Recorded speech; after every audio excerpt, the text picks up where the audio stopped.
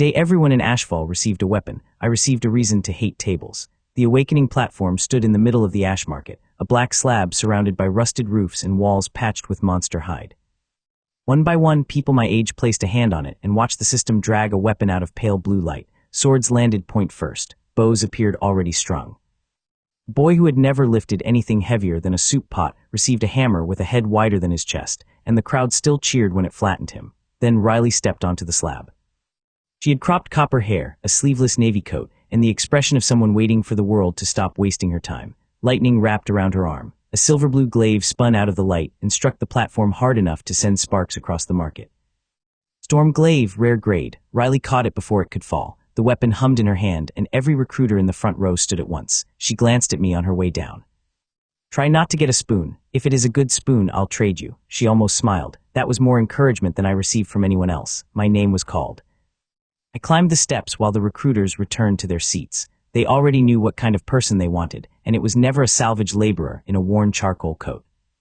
I put my hand on the platform. The blue light crawled up my arm, gathered above my palm, and produced a cracked utility knife. It was not a dagger. Calling it a dagger would have insulted daggers.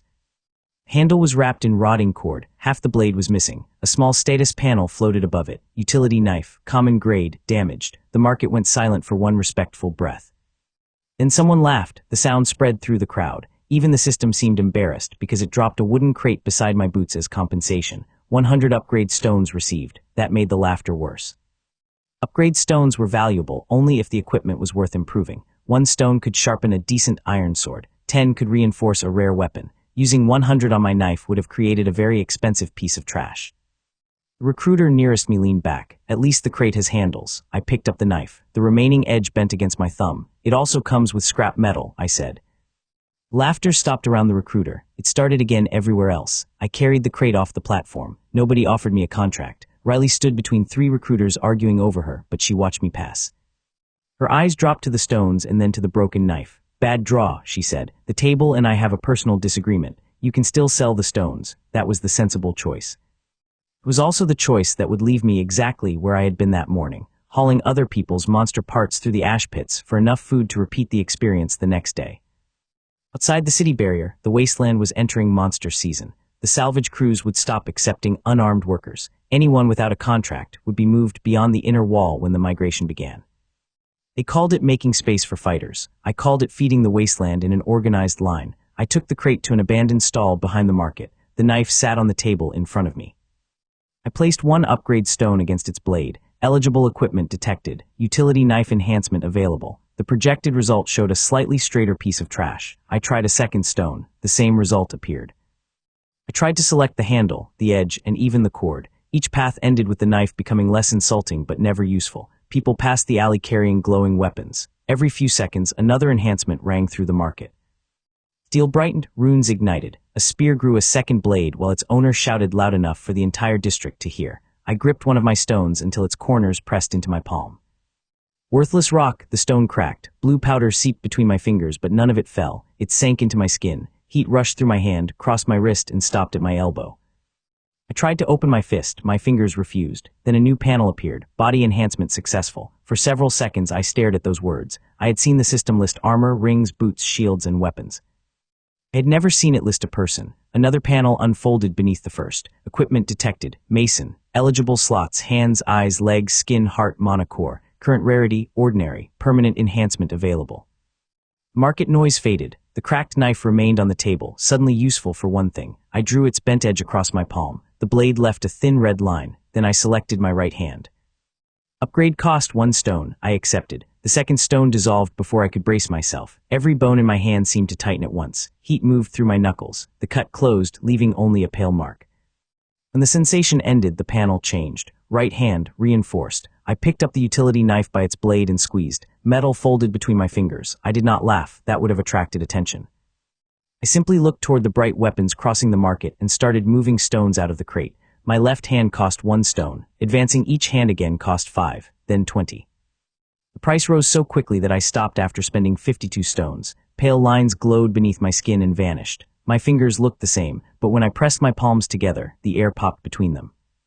Right hand, iron grade. Left hand, iron grade. I had 47 stones left and no intention of selling them. I spent the remaining daylight learning what iron grade meant without making the alley collapse. A copper coin bent when I rolled it between my thumb and forefinger. A brick broke when I tried to scratch it. I pressed one knuckle into the wooden table and stopped only after the leg sank through the floor. None of those tests hurt. The strange part was not the strength. It was the absence of strain. My hands felt as natural as they had that morning, as though they had always been able to fold metal, and the rest of me had simply failed to notice. The status panel answered only simple questions. The enhancement was permanent. It could not be removed or transferred. Advancing from iron grade would cost more stones than I possessed, while reinforcing a new slot remained cheap. I looked at eyes, legs, skin, heart, and monocore. Every choice offered a different kind of survival. Better skin could stop claws. Better legs could outrun them. Better eyes could see the attack coming. A stronger heart could keep me moving. A stronger monocore might let me cast without the focus I did not own. For once, having too many useful choices felt better than having none. I wrapped my hands before leaving the alley. Iron grade had not changed their appearance, but that would not last forever. Upgrade stones made weapons brighter, larger, and harder to ignore as their rarity rose. If my body followed the same pattern, keeping the secret would become difficult. I slipped the folded utility knife into my coat. It had been worthless when straight. As a reminder, it was finally worth carrying. Next morning I returned to the ash pits. The pits had once been train tunnels. Now they formed a jagged trench through the eastern district, filled with broken machines, monster bones, and metal dragged in by storms. Salvage crews descended every day to recover anything Owen could melt. Owen was the only forge worker who bought damaged equipment without acting offended by its existence. He had sandy hair, round goggles, and a burnt orange apron blackened by 100 small explosions. He held up my folded utility knife. "What did you do to this?" Tested the grip. With a press, with disappointment. He turned the blade sideways. "Mason, the metal is wrapped around itself. And it is stronger now. That is not how anything works." Nora called from the pit gate before Owen could question me further. She commanded the smallest licensed salvage unit in Ashfall, which meant she had the fewest fighters and the most reasons to distrust surprises. Her dark hair was braided close to her head, and a compact shockhammer hung from her maroon field coat. "You awaken a knife," she said. "Parts of one. No weapon means no descent." I showed her my hands. Nora looked at the wraps, then at me. "Those are hands." I noticed. "Monster season starts in 3 days. I cannot put an unarmed porter beside people who depend on me." I had expected that answer. I had also expected the salvage cage behind her to fail. The rusted chain above it snapped. 2 tons of scrap dropped toward a worker kneeling beneath the cage. I crossed the distance, raised both palms, and caught the iron frame. The impact drove my boots into the dust. Metal bars groaned against my fingers. Everyone around the gate froze. I lifted the cage high enough for the worker to crawl out. Nora stared at the bent bars. Owen pushed his goggles onto his forehead. "Those," he said carefully, "are not ordinary hands. They are still hands." Nora touched one of the dents my fingers had left in the cage. "You have 1 descent. You stay behind the armed line." "Of course." Riley arrived before we entered the pit. Her new glaive was wrapped in blue cloth, but little sparks escaped each time it struck her shoulder. 3 large crews had offered her contracts. She had chosen Nora's because the first 2 captains told her where to stand. She looked at the cage, then at my hands. "A press?" She asked, disappointment. The ash pit smelled like wet iron and old fire. Nora led. Riley walked at her side, glaive ready. I carried empty salvage hooks behind them while 6 workers searched the walls. For the first hour, nothing happened. We found 2 intact engine plates, a bundle of copper cable, and the skull of something with too many teeth. Owen would have called it a good morning. And we reached the bone nest. White ribs covered the tunnel floor. Nora raised one hand. Riley lowered her glaive. The salvage workers stepped back. A bone hound crawled out of the darkness. It stood higher than my shoulders and wore overlapping plates of ivory over black muscle. Its forelegs ended in hooked claws. Half a sword protruded from its jaw, snapped off from the last person who had tried to kill it.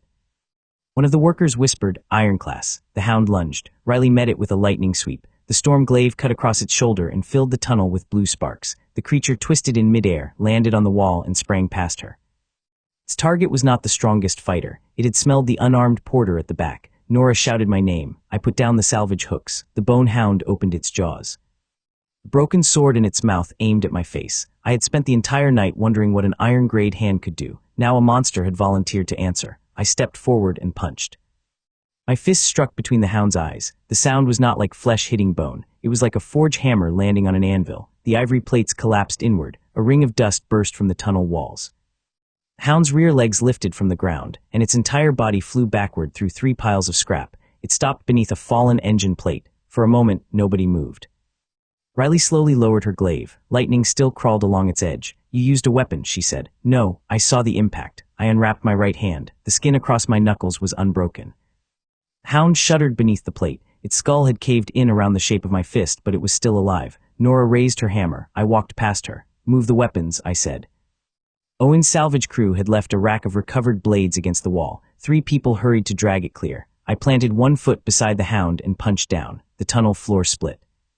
Stone dropped 6 feet beneath my fist, carrying the monster with it. Dust rolled through the pit. The engine plate jumped, flipped once, and landed upside down. I remained crouched in the center of a fresh crater. When the noise faded, Riley looked at the glaive in her hand, then at me. "You made me move my weapon so you would not break it. Owen complains when I damage inventory." "I do," Owen called from the back, "but I would like to complain from farther away." Nora climbed down into the crater. She examined the dead hound, the cracked floor, and my bare knuckles. "What did the platform give you?" she asked. I reached into my pocket and placed the folded utility knife in her palm. Her amber eyes narrowed. She knew I was hiding something. She also knew the monster was dead and every member of her unit was alive. "You stay at the front now," she said. "That was how I earned my first contract." The bone hound contained 11 upgrade stones lodged around its core. I claimed 5 as the kill share. Nora accepted that without argument. Riley watched me put them into my pocket instead of handing them to Owen. Inside the creature's chest, beneath the stones, we found a piece of black metal no larger than a thumb. 6 empty circles surrounded a tiny anvil carved into its surface. The fragment pulsed when I touched it. Far above the pit, someone answered. I looked up through the broken tunnel roof. A tall man stood on the rim beneath the gray sky. Slick black hair framed a pale face. An immaculate black and silver coat moved in the wind, and 6 sheathed weapons rotated slowly behind him in a violet ring. I did not know Victor's name yet. Everyone else did. Ashfall's strongest weapon master looked down at the crater I had made. His gaze moved from the dead hound to my empty hands. And he smiled. Victor did not climb down into the pit. People like him did not climb when the world could be expected to raise them. A violet sword slid free of the halo behind his shoulders. He stepped onto its flat side, and the weapon carried him from the rim to the crater without disturbing a grain of dust. Up close, his coat looked less like cloth and more like overlapping strips of polished metal. Every seam carried a different rune. Nora tightened her grip on her shock hammer. Riley planted the end of her glaive beside her boot. The rest of the crew found important salvage to examine several steps away. Victor ignored them all. "You found something that belongs to me," he said. His eyes settled on my pocket. The black fragment pulsed again. "Strange," I said. "It was inside the monster I killed." Hound carried a shaving from a world-forged seal. 6 complete seals can wake an anvil buried before Ashfall had a name. A shaving is useless to you. Then you should have no problem leaving without it. Riley coughed into one hand. It did not hide the laugh. The sword beneath Victor's boots tilted. His 6-weapon halo turned once, slowly enough for us to see the axe, bow, spear, chain blade, sword, and narrow shield riding behind him. Each was rare grade or better. The pressure from them made the salvage workers lower their heads. Victor's smile remained calm. "I can improve any weapon you bring me. I can make your knife worthy of the hand holding it." I took out the folded piece of metal. For the first time, his expression changed. "This one?" I asked. Owen made a wounded sound behind me. Victor studied the knife and then my knuckles. "The Iron Gate trial begins tomorrow. Qualifiers enter the ruins with the first expedition at dawn. Bring the fragment. If you survive, I may offer you a position in my armory." The violet sword lifted him from the crater. "I do not join collections," I called. "Everyone is part of an armory, Mason. The only question is whether they are held or discarded." He rose through the broken roof and disappeared into the gray light. I looked at Nora. How did he know my name? The entire pit is shouting it by now. They were. By sunset, the story had reached the ash market. In one version, I had killed the hound by throwing my utility knife through its skull. In another, the knife had transformed into a giant invisible hammer. Owen liked that version because it allowed the knife to remain involved. The truth caused more problems. The Iron Gate trial required every entrant to register 1 weapon. Hands did not appear on the approved list. Owen closed his forge early and locked us inside. He placed my fingerless wraps on an anvil, added 2 thin iron plates across the knuckles, and hammered them flat. "There," he said, "reinforced striking equipment. They are still wraps. Do not say that near the registration stone." He stitched a tiny metal tag into each wrist. The system inspected them. Hand equipment.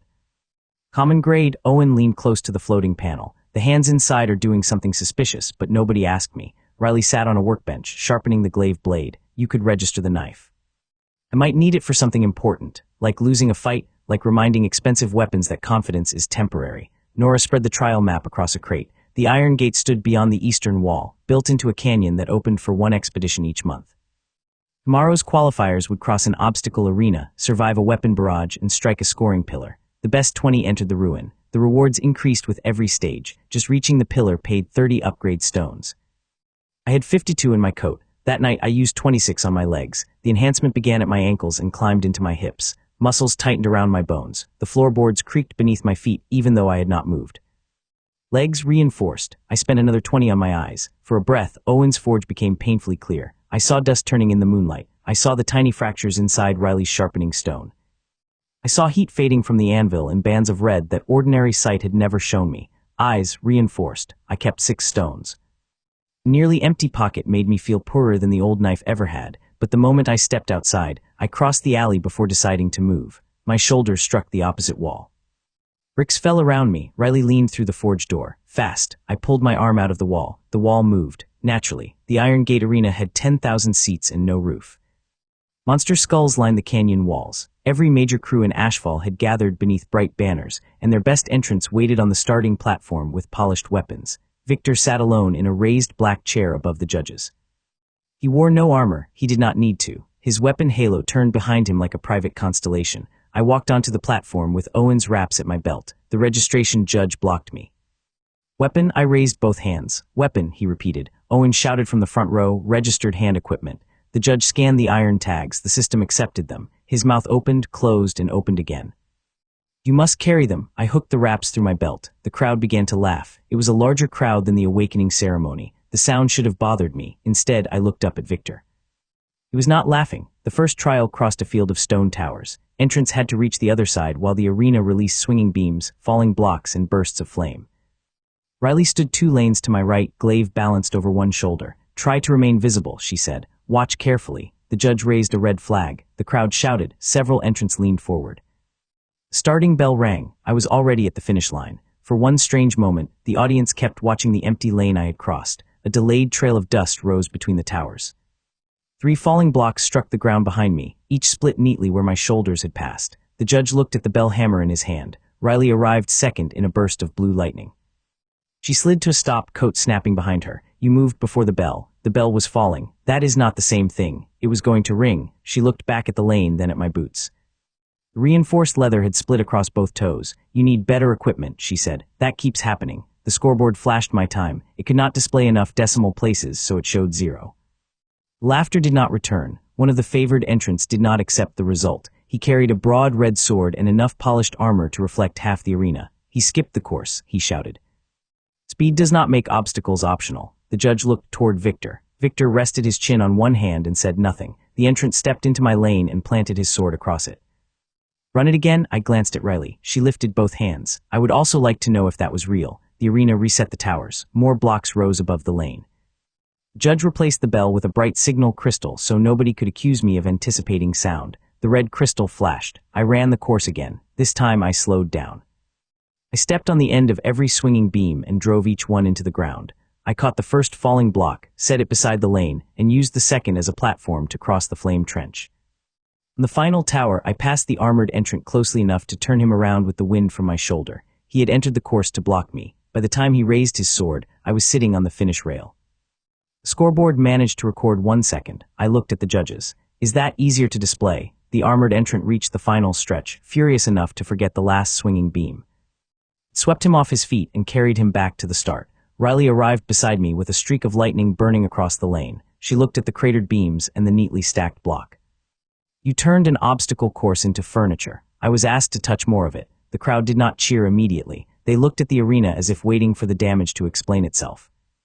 Then the noise hit hard enough to shake dust from the canyon walls. The weapon barrage came next. Entrants crossed a circular floor, while launchers in the walls fired blunted spears. Each hit reduced the score. Heavy fighters raised shields. Quick fighters deflected the projectiles. I walked. My upgraded eyes tracked the first spear as it left the wall. The weapon looked slow enough to examine. I saw the grain of its wooden shaft and a dent on its iron tip.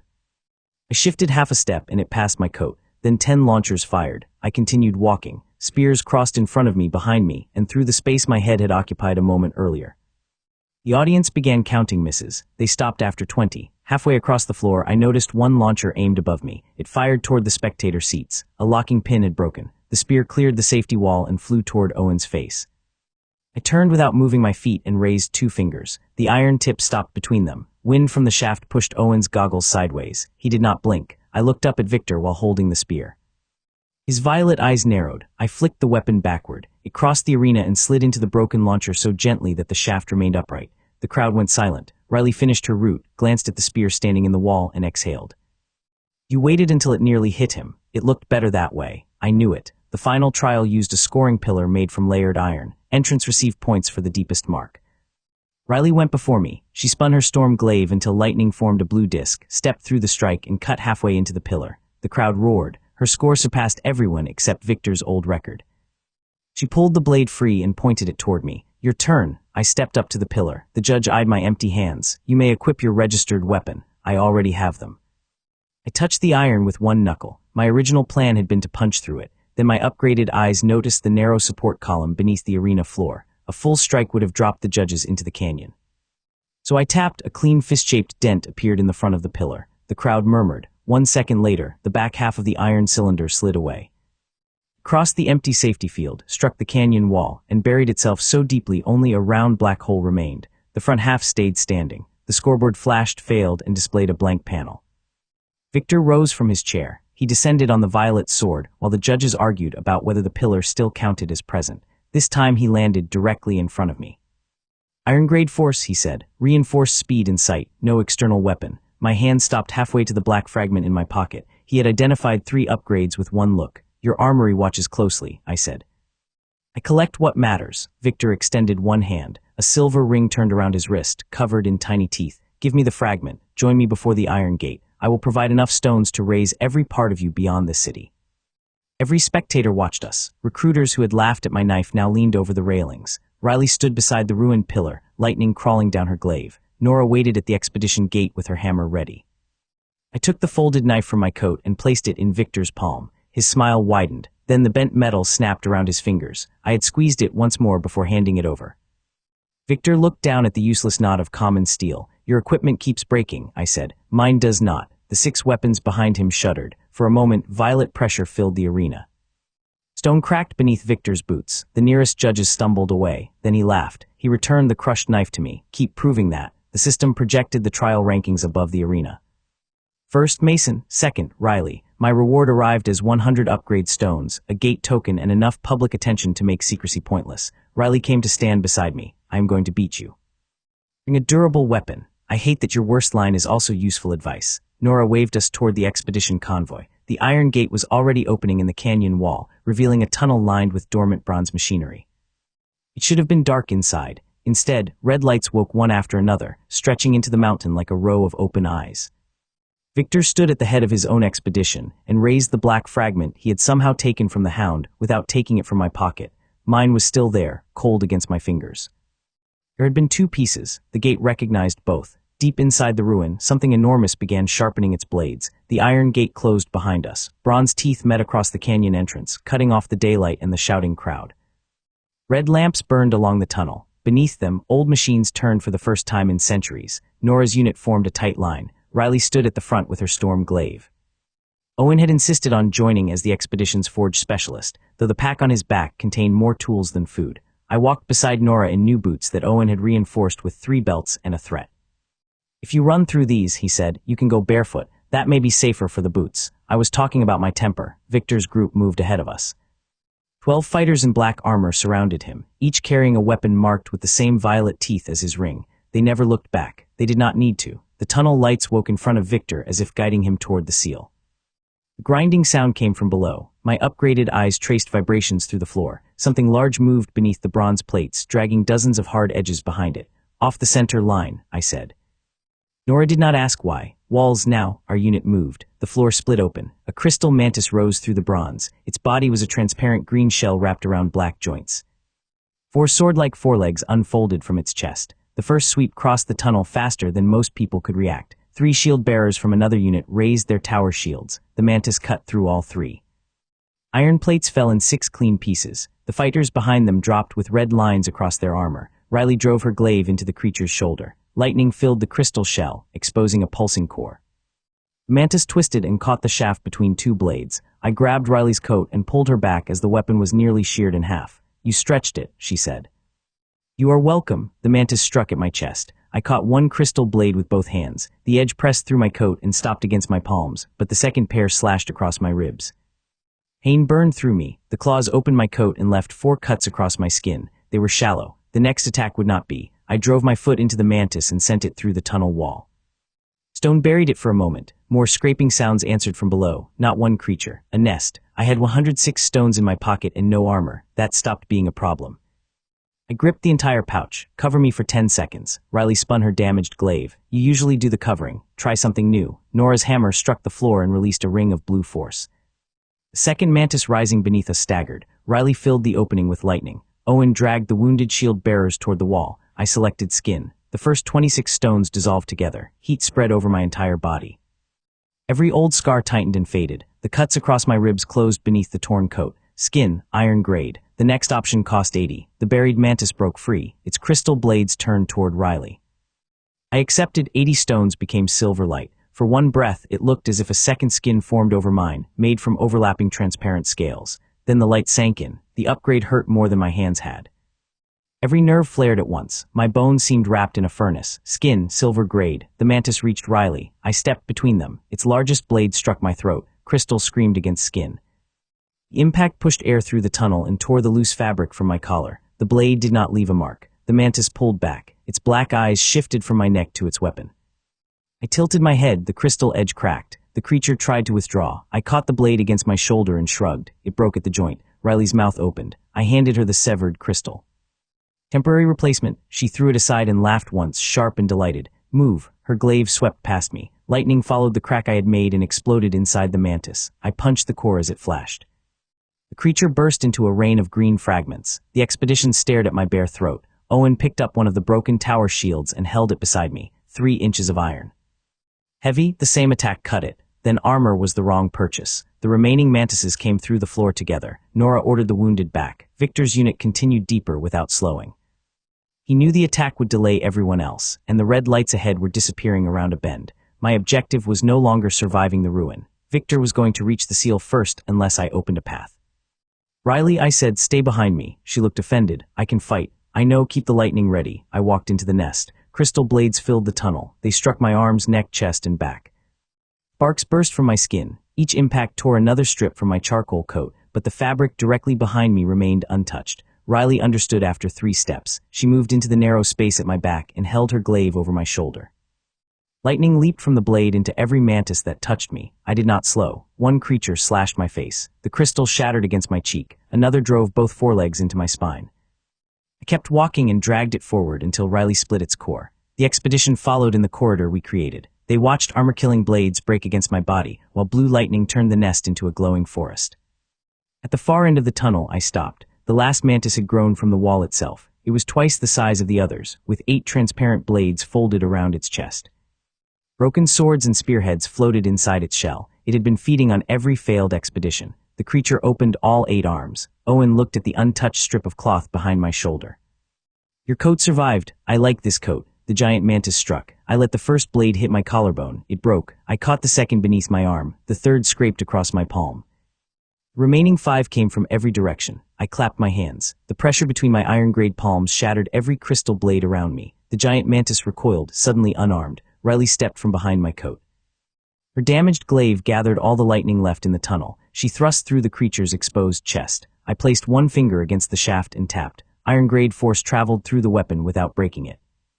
The core burst. The mantis collapsed around us in a storm of harmless green glass. For several seconds, the only sound was the turning machinery. Riley pulled her glaive free. The shaft was smoking.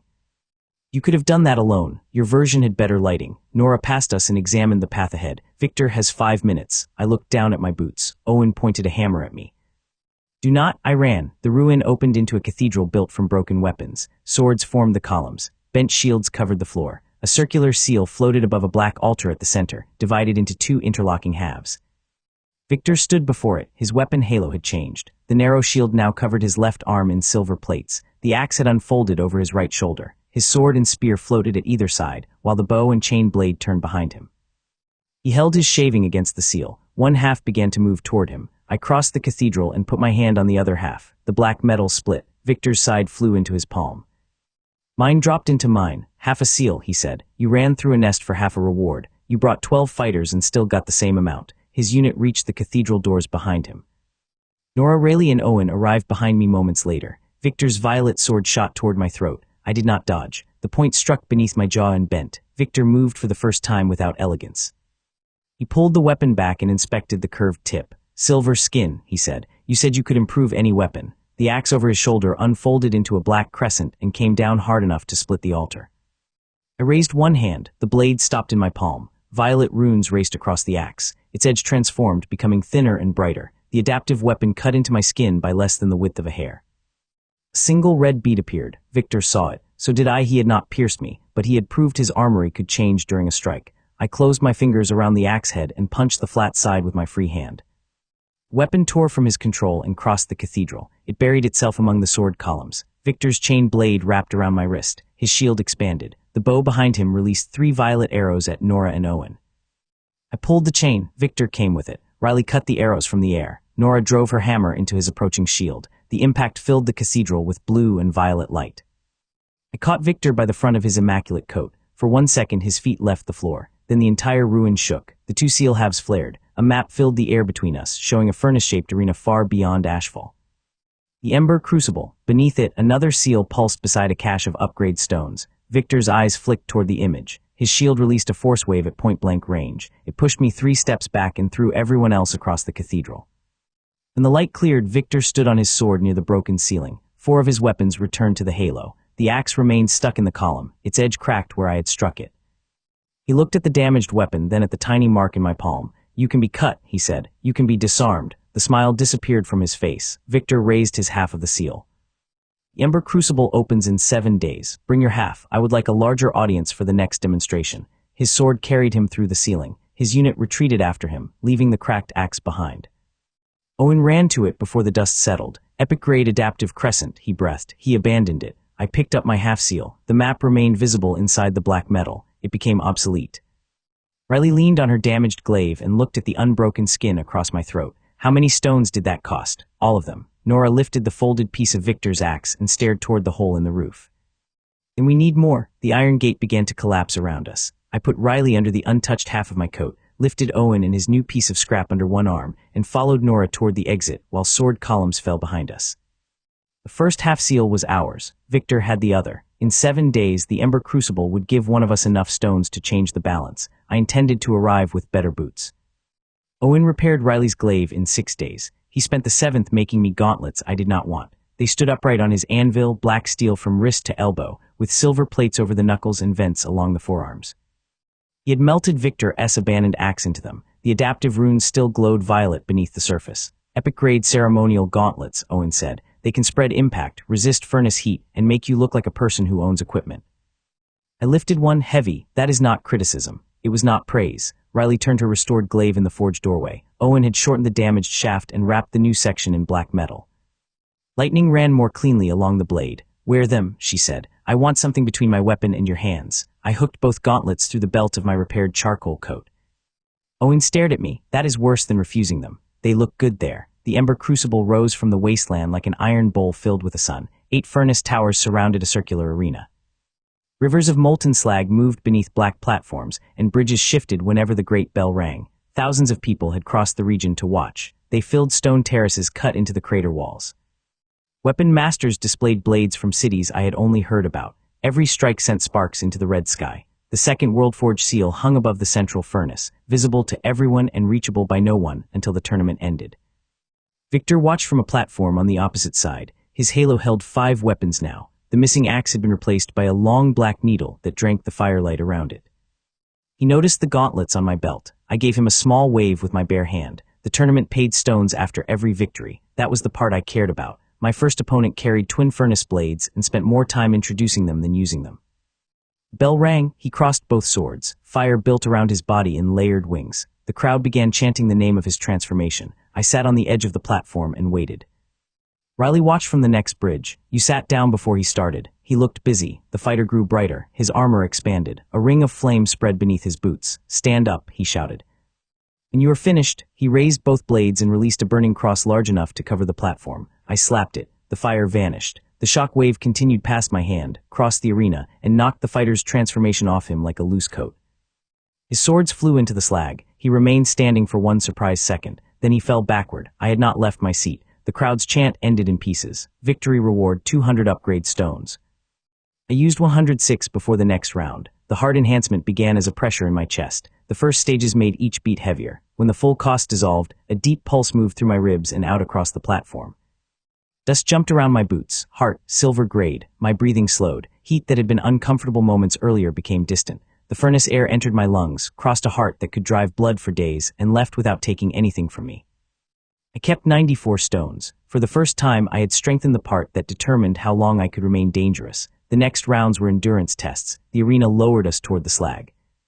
Platforms became smaller. Furnace vents opened beneath our feet. Fighters wrapped themselves in cooling armor or spent mana protecting their lungs. I walked through each round without rushing. By the fifth bell, champions were kneeling between matches.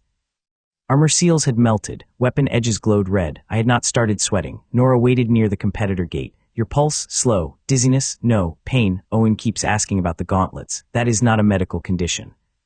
It is becoming one. The semifinal placed me opposite Riley. She stepped onto a round platform no wider than a house. Slag flowed beneath us. Her copper hair lifted in the heat, and lightning wrapped the repaired glaive from end to end. If you sit down, she said, I will throw you into the furnace. You would have to move me. Good. The bell rang. Riley reached me in a flash of blue, her glaive cut toward my shoulder. I raised one finger and touched the flat. The weapon changed direction, carving a glowing line through the platform instead. She spun with it. The rear of the shaft struck my ribs. I caught it beneath my arm. Lightning exploded between us. The audience vanished behind white-blue light. Riley released the shaft, jumped, and drove both boots into my chest. The impact moved me half a step. She landed with a grin. Progress. I tossed the glaive back. Riley caught it and raised the weapon overhead. Every furnace vent around the arena bent toward her. Lightning drew molten fire from the slag, wrapping the blade in a long red-blue edge. The attack would cut the entire platform in half. I could have stopped it with both hands. That might have broken her weapon again, so I waited until the blade descended and tapped the flat side with one knuckle. Gathered power turned. It passed Riley without touching her, split the empty half of the platform, crossed the slag river, and struck the far crater wall. Half the wall slid down. Thousands of spectators stared through a new opening at the wasteland beyond. Riley's glaive stopped an inch from my shoulder. Its light went out. The platform beneath her boots remained intact. Every crack had formed behind her. She looked at the missing wall, then at me. You aimed that. Your attack had good material. I am going to count this as a joint effort. Second place can call it anything. She tried to hit me with the shaft. I caught it, lifted her and the weapon together, and set both on the competitor bridge outside the ring. System declared my victory. Riley remained holding the glaive in the exact pose she had started with. The bridge officials backed away from her. I dislike you, she said. You looked impressive. I dislike you slightly less. Victor entered the final from the opposite bracket. He walked onto the central platform while his weapons defeated the last opponent behind him. The violet spear pinned one sleeve to the floor. The chain blade swept the fighter's legs. The shield caught his falling body before it hit the slag. Victor never looked back. You left my gauntlets unused, he said. Owen made them. From my axe, then they have already improved. The second seal rotated above us. Beneath the central platform, a vault of upgrade stones glowed through iron grating. Enough power waited there to raise several of my body slots. Victor extended his hand. Place your half seal on the altar. Together they will unlock the final reward. His half already floated above a black socket at the platform center. I held mine but did not place it. The furnace bell rang without anyone touching it. The central platform lurched. Something hit it from below. Victor's eyes moved toward the grating. His surprise lasted less than a heartbeat, but I saw it. The floor burst upward. A beast made from weapons climbed out of the furnace. Swords overlapped across its back like scales. Axes formed its jaw. Chains connected 4 thick legs around a core of white fire. The second Worldforge seal was embedded in its forehead. The creature roared. Every loose weapon in the arena pulled toward it. Riley's glaive dragged her 3 steps. Owen grabbed the rail as his tools flew from his apron. Hundreds of spectators lost swords, spears, shields, and armor plates. Metal covered the beast until it stood higher than the furnace towers. Victor's smile returned. He had not looked surprised because the beast existed. He had looked surprised because it woke early. You fed the tournament weapons to that thing, I said. Every broken blade strengthened the crucible. I merely taught it what to build. The beast tore a slag channel open with one claw.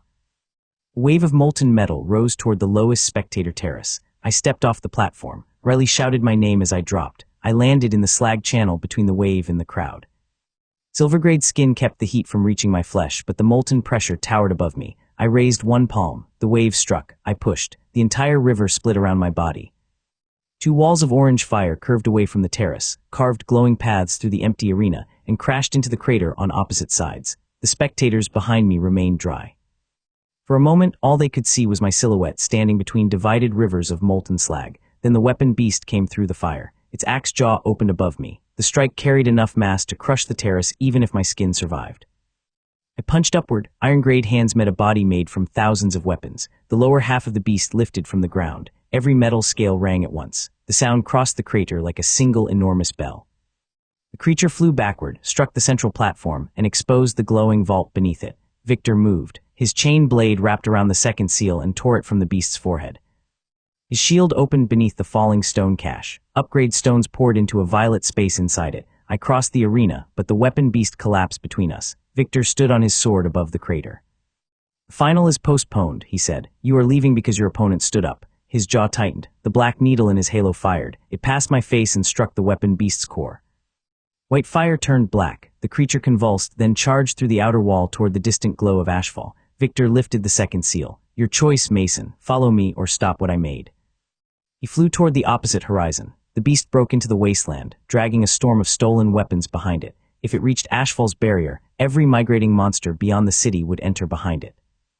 I landed beside the exposed reward vault. Most of the stones were gone, but Victor's shield had missed a smaller sealed compartment. Inside lay several hundred stones and a glass sphere shaped like a human monocore. Nora dropped beside me. "Take the reward. We move now." The tournament system declared me the last fighter standing and released the compartment. I swept the stones and glass sphere into Owen's pack.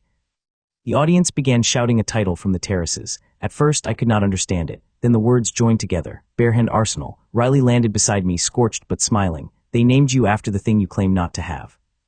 I looked through the broken crater wall. The weapon beast was already a black shape against Ashfall's lights. "They can improve it after we win." The gauntlet still hung from my belt. I left them there and ran after the monster. The weapon beast was faster than anything its size had a right to be. Each stride buried its axe claws in the wasteland and pulled miles of ground behind it. The storm of stolen blades around its body grew wider as it passed abandoned forts and battlefields. Rusted swords rose from graves. Spears tore free of stone. Even broken nails flew toward the black fire in its chest. I ran along the trail it carved. My reinforced legs were quick enough to keep the beast in sight, but not quick enough to close the distance while carrying Owen's gauntlets, my half-seal, and 694 stones. Riley followed by launching herself on bursts of lightning. Nora and Owen had taken the tournament transport, which was slower but less likely to turn a passenger into smoke. Ashfall's barrier glowed on the horizon. Beyond it, monster season had arrived. Thousands of wasteland creatures moved through the dark in a tide of claws, bone, and pale eyes. The city barrier kept them outside. If the weapon beast struck it once, the entire migration would pour through the opening. Riley landed beside me hard enough to spray stone. "Can you catch it?" "Eventually." The wall does not have eventually. I looked at the beast's rear legs. Chains joined its weapon plates to the burning core. Breaking those legs would slow it, but a full punch might scatter blades into the city. "Hit the left chain when I lift it." Riley's grin returned. "There is the useful version of you." I accelerated. The belts around my boots snapped one by one. Owen's final reinforcement held long enough for me to reach the beast's shadow. It sensed me and swept its tail. Hundreds of swords formed a black wave at waist height. I jumped onto the wave. My silver skin turned the edges beneath my feet. I ran across flying blades, climbed the beast's back, and reached the largest chain above its left leg. Weapon scales tried to close over me. I drove both hands beneath the chain and lifted. Metal links thicker than my body pulled tight. Now, lightning struck from behind. Riley's glaive cut the exposed chain. Left rear leg separated from the core. The beast stumbled, crossed half a mile on 3 legs, and crashed through an empty ridge. The collision threw enough dust into the sky to hide Ashfall. I landed on its head. The second Worldforge seal had been torn from its forehead, but a third black circle pulsed beneath the axes of its jaw. Victor had built the monster around another seal. The beast looked at me with furnace eyes. I punched between them. Its head dropped. The ridge beneath it collapsed. The weapon storm scattered, then curved back toward the core before any blade reached the city. I raised my fist again. The black needle inside the beast flashed. Every sword scale pointed outward. The creature released a burst from its core, not at me, but at the migration beyond the barrier. Black fire crossed the wasteland and struck the leading monsters. They changed direction. The entire migration began following the beast. It tore a replacement leg from the weapons around it, rolled away from my second punch, and ran north instead of east. Ashfall was safe for the moment, but the creature now circled toward a canyon that would bring it back to the city by dawn with an army behind it. Riley landed on the ruined ridge. "You taught it to turn." "Victor did. You taught it to turn faster." Nora's transport arrived in a cloud of red dust. Owen leaned out with both arms wrapped around his pack. Nora studied the redirected migration and the canyon route. We have 6 hours. The northern pass narrows it. We meet the beast there. I watched the black weapon storm disappear behind the hills. My hands could crush the beast. My skin could survive its blades. Neither helped me remove thousands of metal scales without sending them through everyone nearby. The glass sphere in Owen's pack pulsed. "You need the forge," I said. Owen looked from the monster trail to me. I already disliked this plan. His forge still had most of its roof when we arrived. The monocore sphere floated above the anvil. Owen had connected it to 6 copper rings, 3 crystal rods, and a furnace pipe he insisted was essential. Riley stood outside because she claimed someone should survive. Nora watched from the doorway. I placed one hand around the glass. The system found the 6th slot inside me, a point of pressure below my heart where ordinary mana gathered before leaving the body, mana core enhancement available. Unlike the other slots, it required both stones and the sphere as a focus. I selected silver grade. 106 stones dissolved. Blue light spiraled through the glass and entered my chest. Next grade cost 320. I could stop at silver and keep a larger reserve. I looked through the open forge door at Ashfall's barrier and the monster migration moving beyond it. I spent the stones, mana core, gold grade. The glass sphere shattered. Power filled my chest so quickly that every copper ring around the anvil melted. Blue-white light climbed my arms. I pointed one finger upward, intending to release the smallest possible spark. The roof disappeared, not broke, not collapsed. It left. A narrow column of blue mana struck the beams, carried the entire roof into the sky, and punched a clean circle through the low clouds. Tiles continued rising long after the building became open to the morning. Riley leaned through the missing doorway. "You missed the monster." Owen took off his goggles. His face was covered in soot except for 2 clean circles around his eyes. "My roof," he said, "it was in the way." "Of what?" "The sky." He sat down on the floor. I had 268 stones left and enough raw mana to turn the forge into weather. Power had never been the problem. Control was. Nora brought us to the empty quarry outside the east wall. For the next 4 hours, she made me release less. The first finger spark removed a boulder. The second dug a trench through the quarry. On the third attempt, I aimed at a hanging metal ring and melted the chain, ring, and support frame. Riley replaced the target with a coin balanced on her glaive. "Do not melt the weapon," she said. "Move your hand." "No, your faith is touching. My curiosity is stronger." I raised one finger. Mana gathered around the nail. Gold-grade output wanted to become a river. I forced it into a line thinner than thread and released it. The blue light passed through the center of the coin. The outer ring remained balanced on Riley's blade. She lifted it carefully. A perfect hole marked the middle. "Again," Nora said. Owen arrived with a tray of needles. By the time the northern warning bell sounded, I could remove the head from a needle without warming the shaft.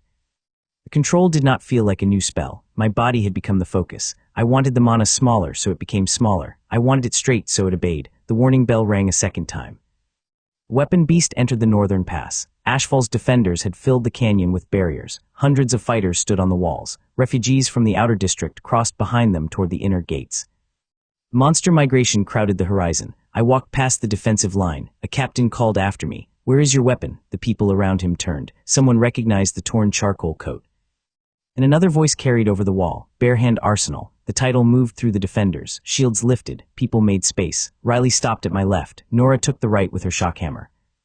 Owen remained behind the barrier, staring at the empty space where his roof had been even though it was miles away. The weapon storm entered the canyon first. Blades covered the sky. I lifted both hands. Gold mana spread from my fingers in a blue web. It did not strike the people, the walls, or the ground. Each line found one weapon scale and severed the black thread connecting it to the beast. Hundreds of swords fell, then thousands. They landed point down in neat rows on both sides of the canyon, leaving a clear path through the center. The beast emerged without its outer armor. Chains, axes, and spears still covered its core, but the mountain of stolen metal was gone. The defenders could finally see the creature underneath, a black skeletal shape built around a white furnace. The beast roared and launched every remaining scale. I moved one finger. A single blue line crossed the canyon. It divided into flashes only when it touched metal. Axe heads split from handles. Sword blades fell away from hilts. Spear points spun harmlessly into the ground. The light passed between defenders close enough to move their hair and did not cut one thread of clothing. When it ended, every weapon scale was gone. The beast stood naked before the wall. The canyon was silent. I lowered my hand. Riley looked at the rows of intact blades. "You kept the salvage." Owen lost a roof. From behind the barrier, Owen shouted, "That does not replace a roof." The beast charged. Without its weapon mass, it was faster. Black legs struck the canyon floor. Furnace jaw opened wide enough to swallow the defensive line. I walked toward it. The defenders saw the size difference. The beast's head could have covered a building. I was one man in a torn coat with empty hands.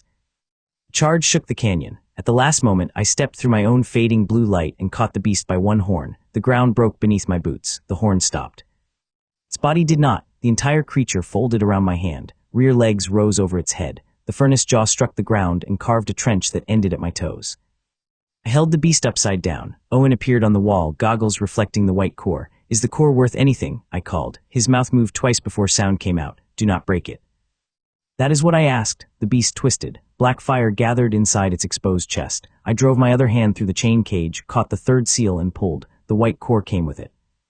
For 1 second, the entire creature remained frozen above me. Then every black bone fell apart. I set the intact core on the ground. The canyon erupted. Defenders shouted from the walls. Refugees stopped at the inner gate and looked back. Beyond the canyon, the monster migration hesitated without the black command fire. Riley walked up beside me and prodded the collapsed horn with her boot. "You asked about the price before finishing it. There was no danger. It was about to burn the city. That would have lowered the price." The third seal floated above the core. I reached for it. Victor's black needle appeared inside the white fire. It had been hidden so deeply that even my reinforced eyes had missed it. The needle cracked, releasing a violet thread into the seal. Black light shot north across the wasteland. The seal turned gray in my hand. Victor's voice came through the dying core. "Thank you for opening it." A map filled the sky above the canyon. It showed a coast far beyond Ashfall and a structure beneath black water, the sunken foundry. Beneath it, a symbol larger than the 6 seals pulsed under the ruined capital, the Black Anvil. Victor had stolen the third seal's power without taking its shell. He now held enough authority to locate the anvil. "Come to the foundry," his voice said. "Every weapon master in the world will." The old forge can raise 1 weapon to divine grade. The map vanished. The defenders continued cheering because they had not heard the threat inside Victor's words. The beast was dead. Migration was turning away. Ashfall still stood. Nora picked up the gray seal shell. "He has 3 measures of authority, and I have the directions," I said. Owen climbed down from the wall and knelt beside the intact core. He touched it with both hands, reverent for exactly 1 second. Then he looked at the lines of salvaged blades and started calculating. When the black fire finally cleared, the core opened around 12 sealed bands. Each band released 100 upgrade stones. As the crucible beasts accumulated reward, 1,200 stones rolled across the canyon floor in glowing blue waves. Owen tried to catch them in his apron. I collected the stones before he could decide they belonged to his roof. By nightfall, the city had changed my title twice. Human siege weapon appeared on the barrier in blue paint. Bearhand arsenal remained more popular. I preferred neither, but the arguing crowds were useful. Victor wanted every strong fighter drawn to the sunken foundry by the promise of a divine weapon. Now they were also coming to see the man who had stripped an army of blades with 1 finger. My mana core still glowed beneath my skin. Ordinary equipment could be stolen by a beast, pulled into a storm, broken in a tournament, or absorbed by Victor's armory. The weapons planted across the canyon proved it. The power inside my body remained exactly where I had put it. I picked up Owen's gauntlets from the dust and hung them from my belt again. He sighed. "At least pretend you might wear them at the foundry, if we find something dangerous." Riley looked toward the black coast on the fading map. "A weapon-eating leviathan sleeps beneath that water." I adjusted the torn collar of my coat. "Then it will appreciate that I am unarmed." The black coast had no beach. The land ended in a cliff of fused weapons. Swords, cannons, chains, and armor plates had melted together during the last apocalypse, forming a wall that dropped straight into a sea without sunlight. Far below, waves struck the metal and sounded like hammers. Every strong fighter Victor had invited stood along the cliff. There were more than 1,000 of them. Some carried relic weapons inside crystal cases. Others wore armor that required servants to move. They had crossed deserts and dead cities for the promise of 1 divine upgrade. When I arrived, they looked at my empty hands. Then they looked at the gauntlets hanging from my belt. Owen walked beside me in a new orange apron. The old one had become a temporary bag for upgrade stones. He had rebuilt his goggles with lenses cut from the weapon beast's core and had spent the entire journey examining the sea. "Foundry is 1 mile down," he said. "Its outer shell is intact. The main gate opens when enough enchanted metal enters the water." Riley rested her shortened glaive across her shoulders. "So everyone has to throw in a weapon." "No, everyone has to descend with one. The gate takes a toll." I looked at the armed crowd. "This place was designed by a forge worker," I said. Owen nodded proudly. Nora stood at the edge in her maroon field coat. "It was designed by someone who wanted to test whether the weapon controlled the fighter. Keep your grip. If the water pulls, let the equipment go." "That advice is aimed at one of us," Riley said. 2. Owen intends to carry a toolbox." Owen hugged the pack to his chest. A circle of black water opened below the cliff. Ancient chains rose from the sea and formed a descending spiral. The expedition began. Fighters jumped onto the chains, surrounded themselves with air barriers, and dropped toward the dark. Weapons lit the shaft in 1,000 colors. I stepped off the cliff, my silver skin held against the cold. Gold mana formed a thin layer around my coat and gave me enough air to breathe. Riley fell beside me inside a shell of lightning. Nora rode her hammer downward in controlled bursts. Owen descended within a metal cage he had built during the journey and refused to admit was armor. The sea swallowed every sound. Halfway down, the pull began. Swords twisted in their owners' hands. Spears bent toward the center of the shaft. Armor plates tore free and sank. Some fighters released their gear as Nora had warned. Others held on. Those fighters vanished with their weapons. Black shapes moved below us. The foundry gate appeared at the bottom, a circular structure wider than ashfall. Its doors were made from living silver. Every enchanted weapon that struck them melted into the surface, and the metal briefly formed a face before flowing away. Riley's glaive pulled toward it. She wrapped both arms around the shaft. Lightning fought the living silver. For several seconds, neither moved. Then a mouth opened in the gate. A tendril crossed the water and bit the head from her weapon. The rare silver-blue blade disappeared between metal teeth. Riley stared at the shortened black shaft in her hands. Owen, his cage drifted farther away. I did not design the sea. More mouths opened. Living metal surged through the armed expedition. Date blades, bows, shields, and armor. Each weapon made the gate brighter and the shapes below us larger. Nora released her hammer rather than let it pull her in. Owen opened his pack and watched every tool he owned fly into the dark. The three of them drifted toward the cliff chain with the surviving fighters. I continued down. At first, nobody noticed. Then Riley caught my coat and pointed. Every weapon had failed. Most famous fighters in the world were retreating without armor, and I was walking through the water with nothing for the foundry to eat. I landed on the living silver gate. Mouth circled me. One bit my sleeve, found flesh beneath it, and recoiled. Wrong category, I said. The gate shuddered. Behind me, the water changed color. The Leviathan rose. It was not one creature. It was every weapon the foundry had eaten, melted into the shape of an endless serpent. Sword hilts formed its scales. Shield faces became its eyes. A furnace mouth opened beneath me, drawing the entire sea inward.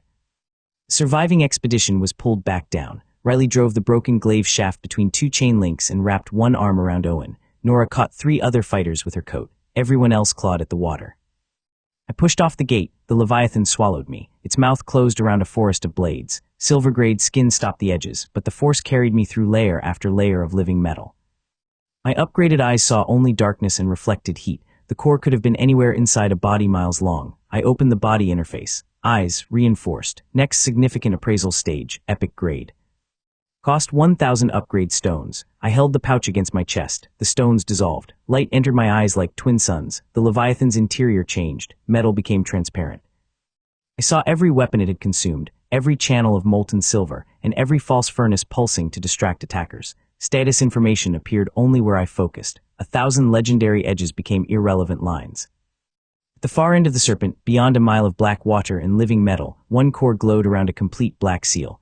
Eyes, epic appraisal, true core located. I had 468 stones left.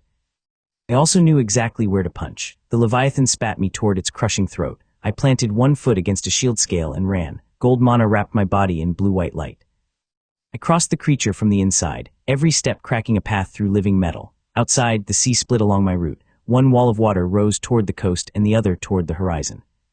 The expedition hung between them. For a few impossible seconds, the sea floor stood open beneath the sky. I burst through the Leviathan's side and landed on black stone. The true core was beneath my feet. The serpent twisted above the divided ocean. Its tail blotted out the sun. All the weapons it had eaten turned toward me. I raised one fist. Epic appraisal showed the precise depth, the seal's edge, and the thin circle of waste metal around it. I punched. The sea floor sank in a perfect ring. Force passed around the valuable shell, crushed only the black core, and exited through the Leviathan's spine. The creature froze above me. Cracks of blue light spread from head to tail. Then the living metal fell apart. Weapons rained into the divided sea. I caught Riley's glaive head before it hit the ground. The silver-blue blade had a bite mark along one edge but still carried lightning. The 2 walls of water began to collapse. I placed both palms against the sea floor and released a gold mana pulse. Water curved around the exposed foundry gate instead of crushing us. It closed overhead, and the ancient doors opened beneath my hands. Riley landed beside me with the broken shaft. I handed her the blade. You found it. It was poorly hidden. She held the 2 pieces together. Lightning bridged the gap. Owen, his empty cage dropped behind her. I know, the sunken foundry contained no water. Blue fire burned along endless furnaces. Rivers of liquid metal flowed upward into a vaulted darkness. At the center, the 4th World Forge seal floated above a black basin, surrounded by thousands of upgrade stones. Victor waited beneath it. He had entered another way. The foundry had fused silver machinery into his coat. His 5-weapon halo was larger, each weapon connected to the walls by glowing veins. The entire structure moved with him. "Epic eyes," he said. "You finally chose perception over spectacle." I looked at the furnace arteries leading into his weapons. "You finally found equipment large enough to carry you." His sword moved. The foundry wall became its blade. An arc of living silver crossed the chamber. I caught it with one hand, but the floor moved beneath my feet. The entire forge pressed into the strike. My boots dug a trench through black stone. Victor's bow drew every blue flame into one arrow. He fired at Riley and Owen. I released the silver blade, crossed the chamber, and intercepted the arrow with my forearm. Gold mana met foundry fire. The explosion filled the vault. When the light cleared, I stood in front of them. My coat burned at the edges. My skin remained unbroken. Nora arrived through the gate with the surviving fighters.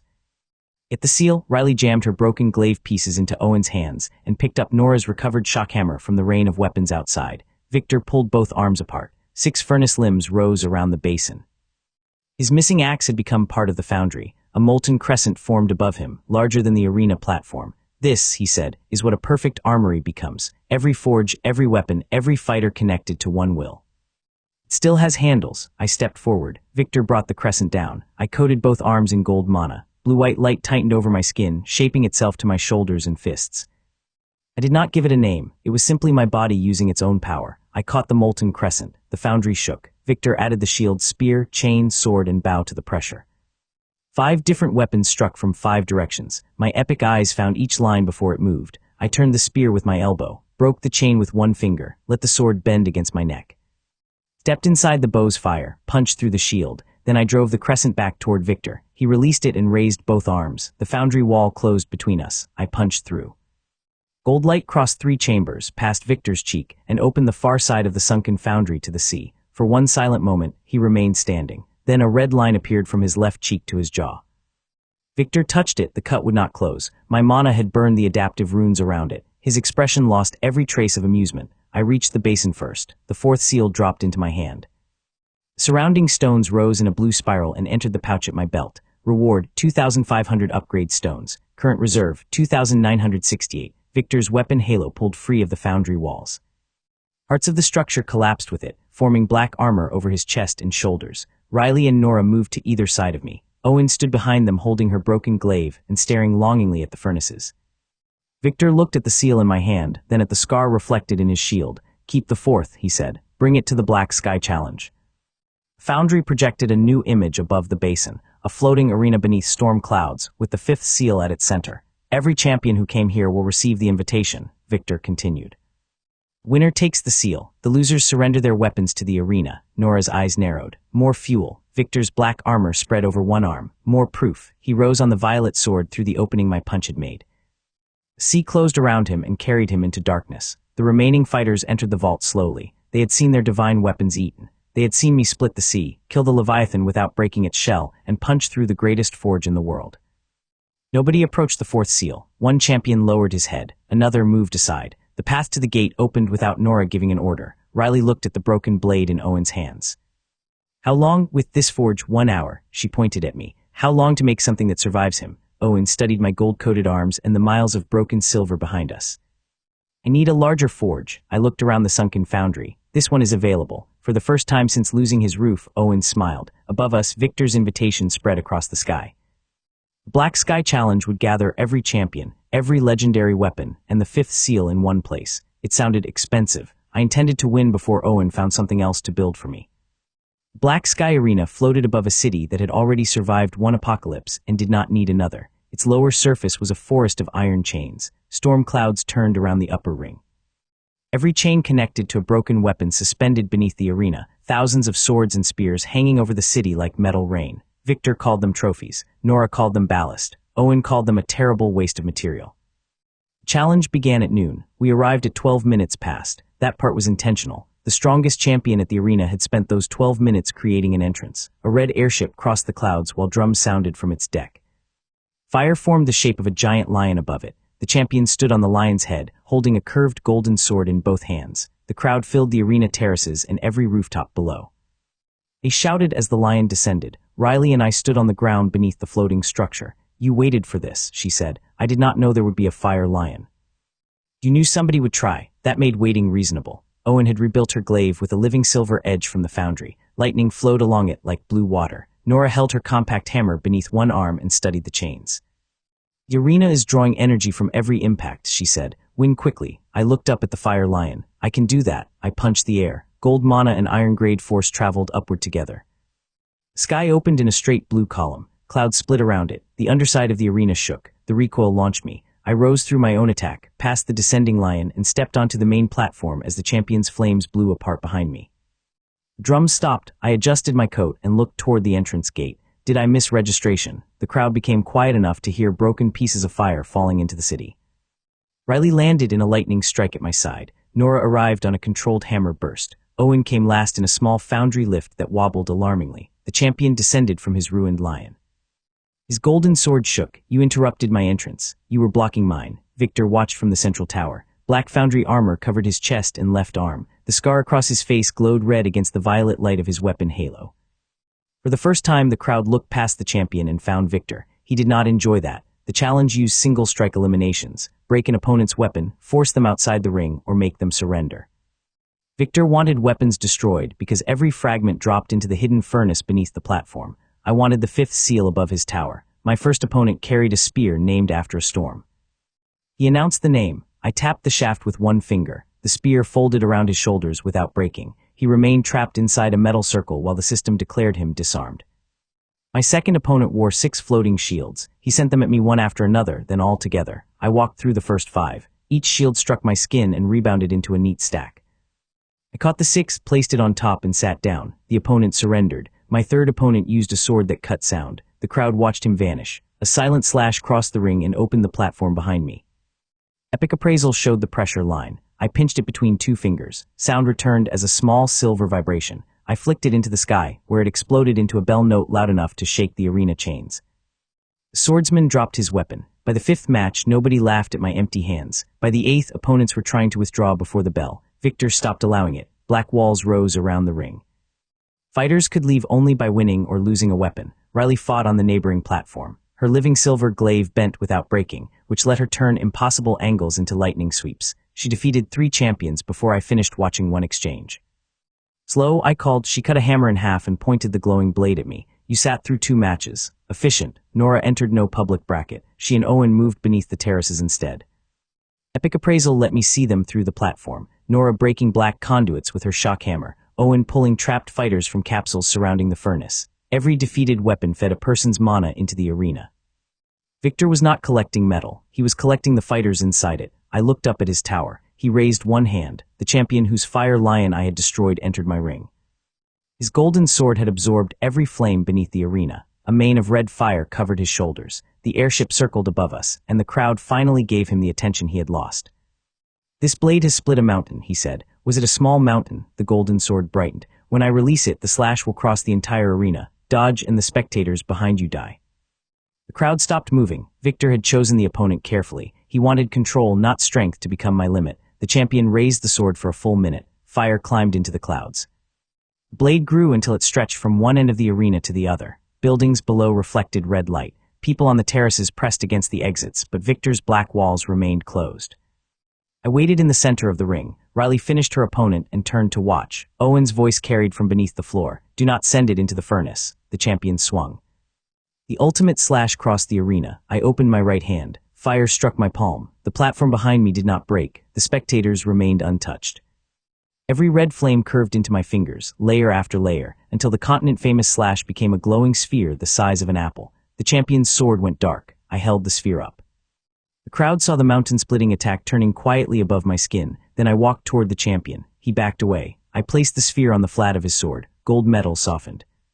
The entire blade sagged around the harmless light. Try again after you buy a better one, I said. The fire sphere rose from the ruined weapon and became a tiny spark above my finger.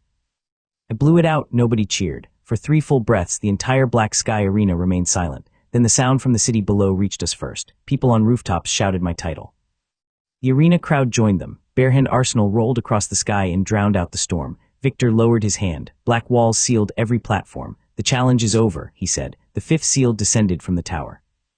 It did not come to me. It entered the arena. The entire floating structure transformed. Terraces folded into armor plates. Rings became saw blades. The central tower sank into a horned head. Every chain beneath the arena tightened, drawing the suspended weapons into a body large enough to cover the city. Victor stood between its horns. The arena has accepted every champion's power, he said. You wanted to show the world a weaponless fighter. I will show it a weapon made from the world. The hidden furnace opened. Nora and Owen were still inside. Riley drove her glaive into the floor and released lightning through the living silver. Nearest plate seized, buying a few seconds. I struck the platform with one foot. The ring broke around me. I dropped into the furnace chamber. Nora stood beneath a black conduit, holding it away from a row of trapped fighters with her hammer. Owen had opened most of the capsules, but the last 3 were buried beneath collapsing machinery. Take them, Nora said. I lifted the entire capsule row with one arm. Owen freed the fighters while Riley's lightning flashed through the ceiling. The arena tilted. Buildings appeared through the open furnace below us. Victor was dropping the transformed structure onto the city. If I destroyed it in the sky, millions of pieces would fall. If I caught it, the weapon circuits would keep absorbing every fighter aboard. Epic appraisal showed 5 black channels connecting the 5th seal to the arena's limbs. Riley, left side. She cut through the wall and entered in a burst of blue. Her glaive followed the first channel. Nora, center. The shockhammer struck the furnace spine. Owen, take the seal when it falls. He looked up through his cracked goggles. You are assigning me the dangerous part. It is small. I found the remaining 3 channels and fired 1 gold thread from each finger. The lines cut only black metal, leaving every trapped fighter and support beam untouched. The arena's limbs stopped. It continued falling. I jumped through the lower hull. The transformed arena covered the sky. Its shadow crossed the city. People below ran through streets too narrow to escape. I raised both hands.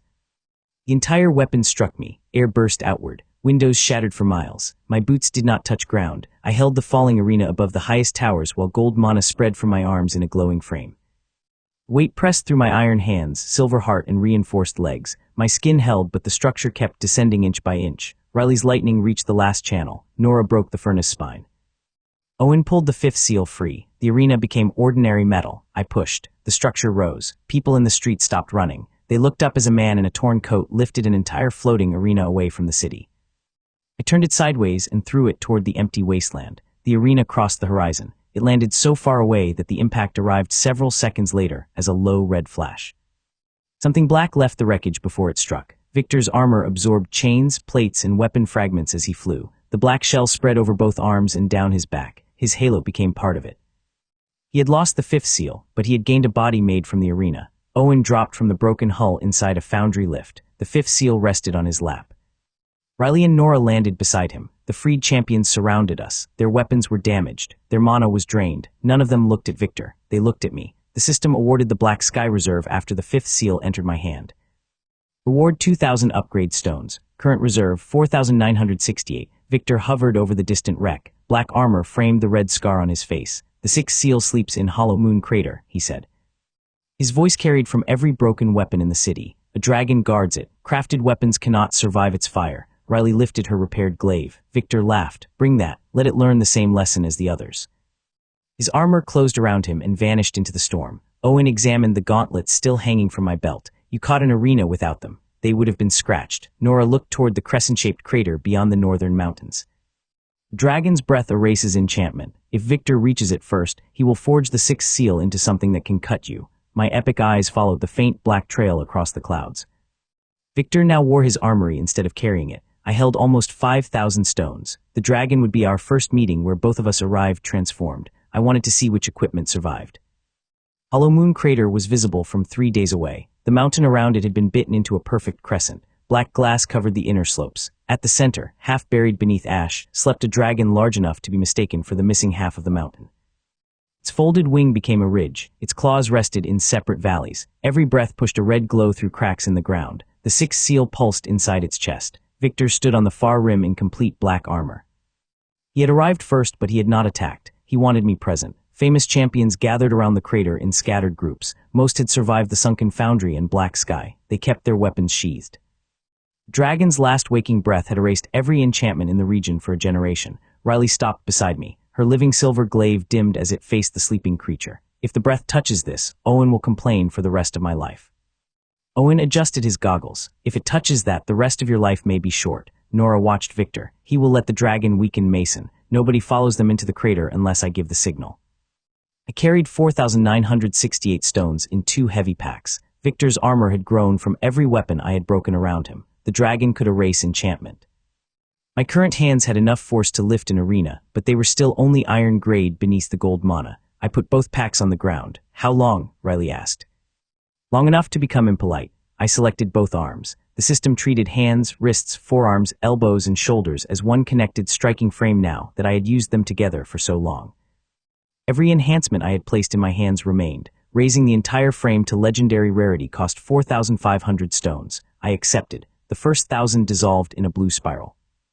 Muscle tightened across my shoulders. My arms grew denser, veins rising beneath silver skin. The next wave turned the light gold. The crater rim cracked around my boots. 2,000 stones became white fire. The pressure pushed spectators backward. Owen's coat snapped in the wind. Riley planted her glaive to remain standing. Nora did not move, but her braid lifted straight behind her. The final stones darkened. Lacquered lines appeared from my fingertips to my shoulders. They did not sit on the skin. They moved beneath it like contained lightning. My arms widened until the sleeves of my coat split. Every heartbeat drove another ring of pressure across the crater. Arms, legendary rarity. The system panel burned gold, then red at the edges. My reserve dropped to 468 stones. Owen looked at the unused gauntlets hanging from my belt. Metal had bent outward from the transformation without touching me. They no longer fit, he said. Good. The dragon opened one eye. The pupil was a vertical furnace. It saw me, then Victor, then the champions along the rim. Its wing unfolded. A mountain rose into the sky. Every sheathed weapon in the crater lost its glow. Riley's glaive flickered. The dragon roared. Enchantment vanished from the sound alone. Barriers collapsed. Flying weapons fell. Victor's black armor dimmed, but the world-forged seals inside it kept the plates together. The champions ran. I walked down the slope. The dragon lifted one claw and brought it down. Its shadow covered the crater. I raised my right arm. Legendary muscle met a claw larger than a city gate. The black glass beneath me broke in a circle, but my elbow did not bend. The dragon pushed. I looked up at the furnace eye above me. Too light. I caught one talon with both hands. The dragon's other claws dug into the mountain. Its wings spread. Ash became a hurricane. I pulled. The mountain-sized body slid toward me. For the first time since waking, the dragon looked surprised. I turned my hips and lifted. The entire creature left the crater. Its tail tore through the crescent mountain. Its wings passed over the champions like a second sky. I held the dragon above my head for one impossible moment, black red lines blazing along both arms. And I threw it. The dragon crossed the clouds. Its body disappeared into the distance, still rising. A new hole opened through the storm where the creature had passed. Nobody on the rim spoke. Victor's helmet folded away from his face. He watched the empty sky. Riley rested both hands on her glaive. You threw the dragon away from its seal. It will come back. You chose the larger entrance. It chose the direction. The sixth seal remained visible in the crater floor where the dragon had slept. Victor moved toward it. I crossed the crater. His spear unfolded from the black armor and struck for my chest. I turned it with one forearm. The legendary impact shattered armor plates up to Victor's shoulder. He spun away instead of resisting. The dragon returned. It came down head first, wings wrapped around its body, fire building between its jaws. The seal in the crater answered. Red lines spread across the entire crescent mountain. Victor landed beside the black forge basin forming beneath the creature. He had wanted the dragon thrown into the sky. The return gave its breath a clear line through me and into the seal. The dragon opened its mouth. World-burning fire fell. The breath was not ordinary flame. It erased the enchantment from everything it touched. Champion weapons became dull iron. Victor's outer armor peeled away. The black glass beneath me returned to sand. My charcoal coat vanished from the shoulders down. I stood in the center of the breath. Silver skin burned gold, then white. My gold mana core lost its visible coating, because the dragon fire erased released magic. The legendary arms beneath it remained part of me. I looked down at one surviving torn sleeve around my wrist and adjusted it. The dragon stopped breathing. I was still there. Smoke rolled from my bare shoulders. Silver skin had reddened but not opened. Black red lines along my arms glowed brighter than before. The dragon's furnace eyes widened. Every champion who had returned to the rim saw it. I bent my knees. The jump split hollow moon crater from end to end. I struck the dragon under the jaw. The creature's head snapped upward. The punch traveled through its neck, chest, and tail. Scales burst into the sky in a spiral. The sixth seal tore free from its body. The dragon landed outside the crater and did not rise. Its core opened beneath the broken scales. 2,000 upgrade stones poured into the crater like blue rain. I reached for the sixth seal. Victor's black armor changed. Every damaged plate collapsed into his right hand. The forge basin drew in the dragon's last breath, the sixth seal, and metal from the entire crater. A spear formed between his fingers. Its shaft was black. Its point burned white. 6 rings turned below the blade, though only some carried full light. Godspear prototype. Effective rarity. Divine. My epic eyes saw the warning. Victor thrust before I finished reading. I caught the spear with my right hand. The point passed through my palm. Real pain struck my arm. The blade came out through the back of my hand in a burst of red. Blood ran down the black shaft. The crater became silent. Victor looked at the blood as if he had discovered fire. Your body can break, he said. I closed my fingers around the spear. Legendary force crushed the shaft until 6 rings screamed against each other. Victor pulled, I held on. The wound widened, but the weapon did not escape. It is still inside reach, I said. I punched with my left hand. Victor released the spear and folded his remaining armor across his body. My fist struck him through the plates. The impact launched him across the crater. Black armor scattered behind him. He struck the far rim, passed through it, and disappeared into the mountain. I pulled the spear from my hand. The wound remained open. Silver skin could not immediately close damage from a divine weapon. My heart kept the blood loss controlled, but Victor had changed the balance. The 6th seal rose from the forge basin. Black armor shot from the mountain and wrapped around it. Victor emerged from the dust, bleeding from his mouth. The permanent scar on his face burned brighter. Half his armor was gone, but he held the seal. He took the god spear from the air before I could crush it. Storm Labyrinth, he said. A moving hurricane appeared above the crater.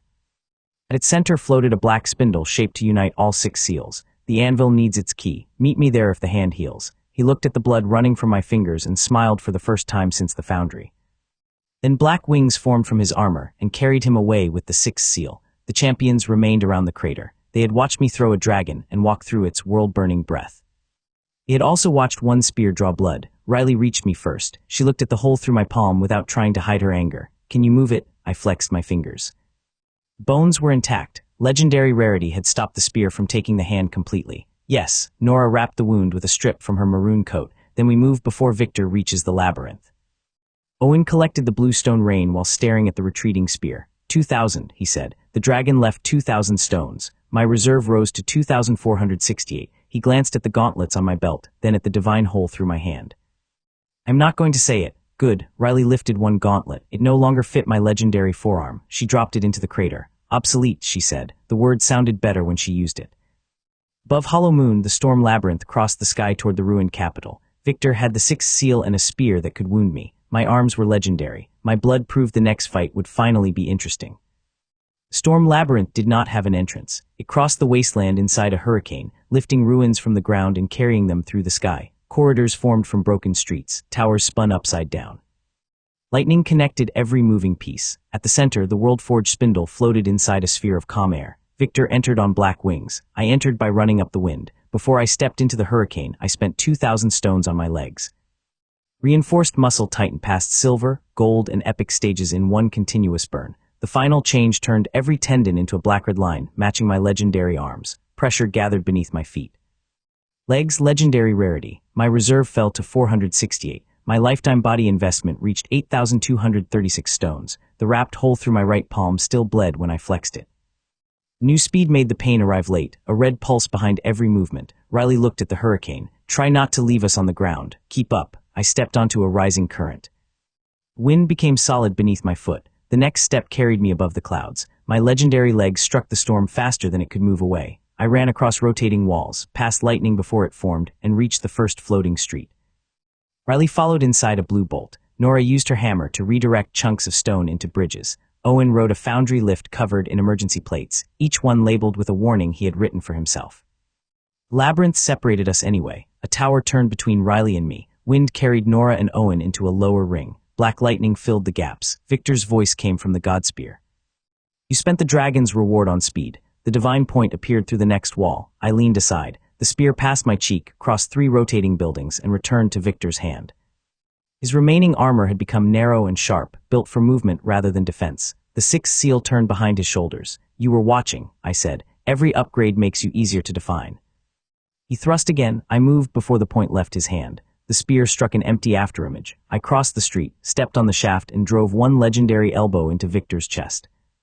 His armor folded. He flew through an upside-down tower. The labyrinth rotated. Riley appeared above us, standing on the underside of a bridge. Her glaive flashed, and a silver-blue arc knocked the 6th seal from Victor's halo.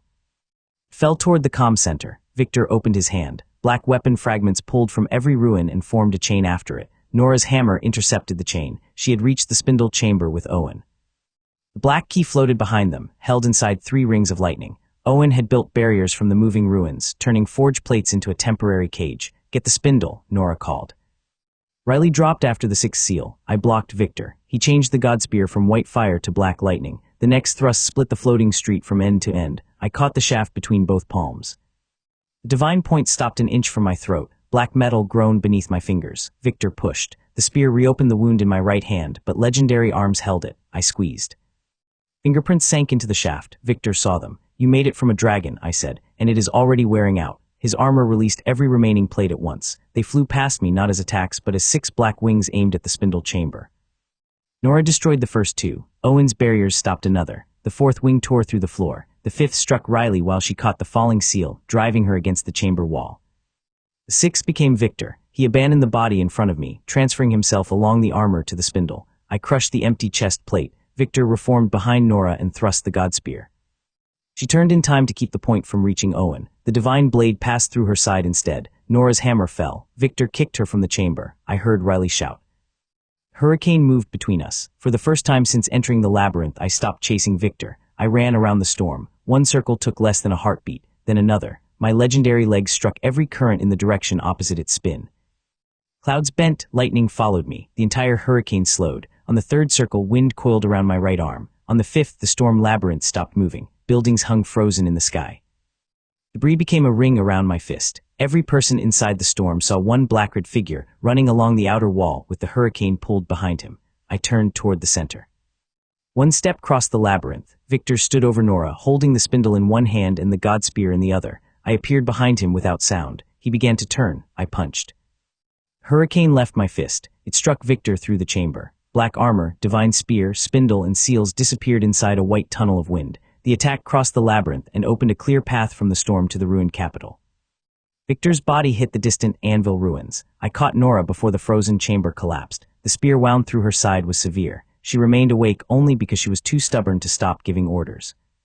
Spindle, she said. Riley held it. She had caught the key when the wind tore it from Victor. The 6th seal floated beside her, and Owen's barriers still protected my seal pouch where we had hidden it.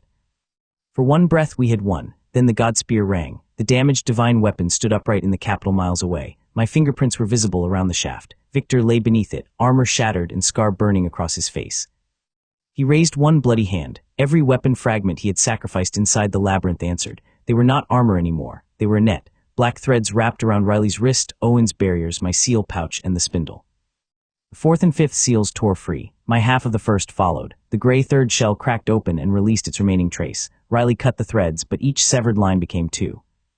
I placed Nora in Owen's lift and moved. Victor pulled. The spindle and every seal crossed the sky. I caught the 4th seal for half a second. The divine wound in my right palm opened completely.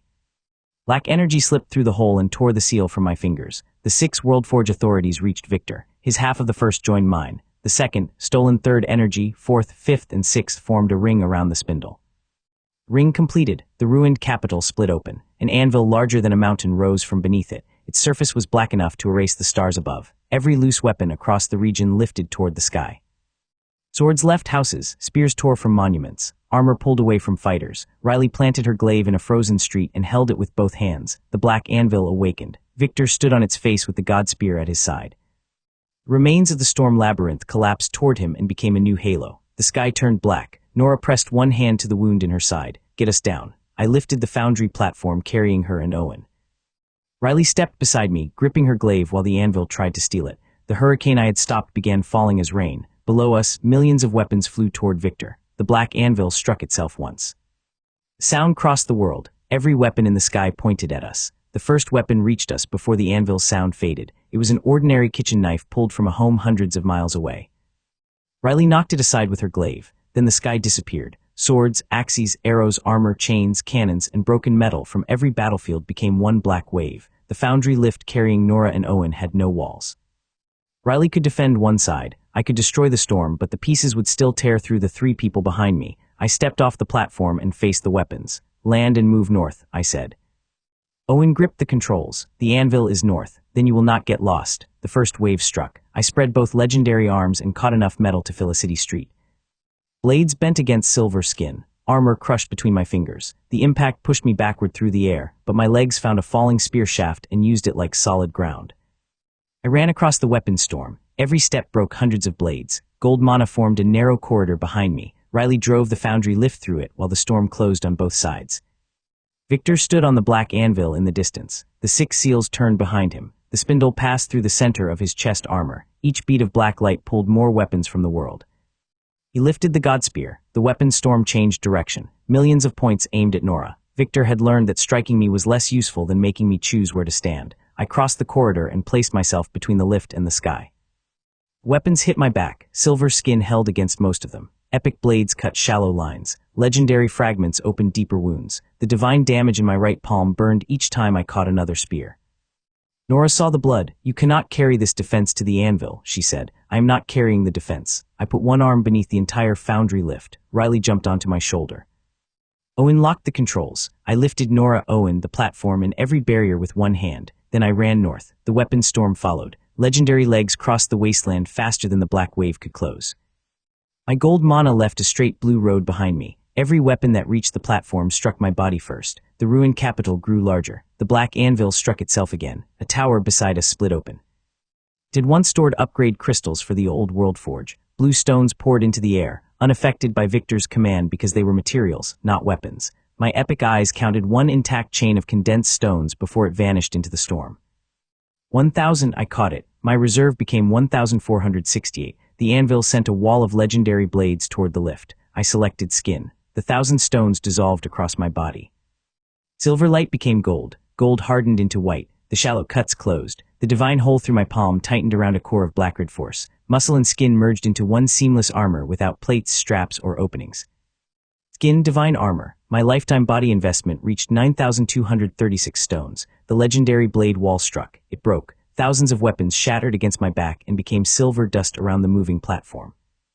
Not one edge reached Riley, Owen, or Nora. I lowered the foundry lift and took Nora into my left arm. Owen climbed onto my back with a case of salvage plates. Riley ran beside me inside the windless space my body created. Then I put my right hand into the remains of my coat pocket. The left side of the coat had burned away at Hollow Moon, so the pose was not symmetrical. It still made the point.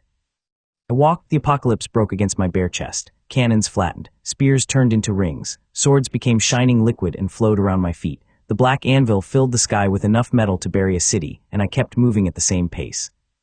Owen looked over my shoulder. "Your skin has a status grade higher than the armor Victor spent years building. Do not tell him yet." Riley cut one weapon that had approached from the side. "He can see us, then do not spoil the expression." The storm thickened until the capital vanished behind it. I kept walking. People sheltering in distant ruins watched through projection panels. They saw a perfect moving circle inside the weapon storm. At its center, I carried the wounded commander, while a glaive fighter and forge worker followed without wind touching their clothes. Victor lowered the god spear. The weapon stopped. For one quiet moment, metal hung motionless around us. Then every piece melted into the spear. The divine point grew until it touched the clouds. 6 seal rings turned around the shaft. Black light divided the wasteland from the horizon to my feet. Epic appraisal displayed a warning across my vision. Completed Godspear strike. Effective rarity, divine plus. Projected path, capital to ashfall. Victor intended the attack to pass through me, Nora, every city behind us, and the barrier I had saved. I set Nora on the foundry lift. "Riley, stay with her." Riley looked at the spear and then at me. "Can the new skin stop that? We are about to improve Victor's data." I walked out of the protected group. Victor thrust. The world became white. The Godspear strike split the wasteland. Mountains opened along its path. Clouds divided into 2 black walls. The ruined capital vanished inside a beam wider than the ash market. It reached me. Divine skin met divine power. The first layer burned away the remains of my coat. The second drove my feet into the ground. The third carried a wave of black weapons from the anvil and wrapped them around my body. Riley shouted, but the sound disappeared. The beam continued past where I had stood. A trench crossed the continent. When the light ended, nothing remained between Victor and the far horizon. Owen's lift hovered at the edge of the trench. Riley stared into it. Victor rested the god spear on one shoulder. His armor was thin after feeding everything into the strike, but the 6 seals still turned behind him. He waited. At the bottom of the trench, black metal began to move. One melted sword rose, then another. They formed a smooth circular wall around a single point Victor's strike had failed to erase. My hand came through the metal. I climbed out of the melted wall. Divine skin glowed white beneath a layer of black metal. The continent-spanning strike had stripped away my coat, wraps, and every trace of ordinary equipment. It had not opened one cut. Behind me, millions of swords had fused into a perfect circular barrier. My body had stopped the attack. The leftover force had arranged Victor's weapons into a monument. I stepped onto the edge of the trench. Riley's expression changed from fury to something close to relief. She covered it by pointing her glaive at Victor. "He scratched your old coat. It was becoming difficult to repair. Owen stared at my palm. The divine wound had closed. Only a small white mark remained where the god spear had passed through. Victor's face went still. Epic appraisal showed his status panels shifting. The god spear had lost most of the weapon storm. The anvil could rebuild it, but the strike he believed would end the battle had left me standing without blood. I looked at the great trench behind me. The data is useful, I said. Victor struck the black anvil. The mountain rang. New weapons rose from its surface. They were not taken from the world. The anvil forged them from the capital ruins, turning stone, glass, and metal into black blades. Thousands became millions before they left the forge. I moved. Legendary legs carried me along the trench wall. The first weapon wave met my divine skin and became sparks. I drove one shoulder through it without slowing. Victor built a shield from the anvil face. My fist struck the center.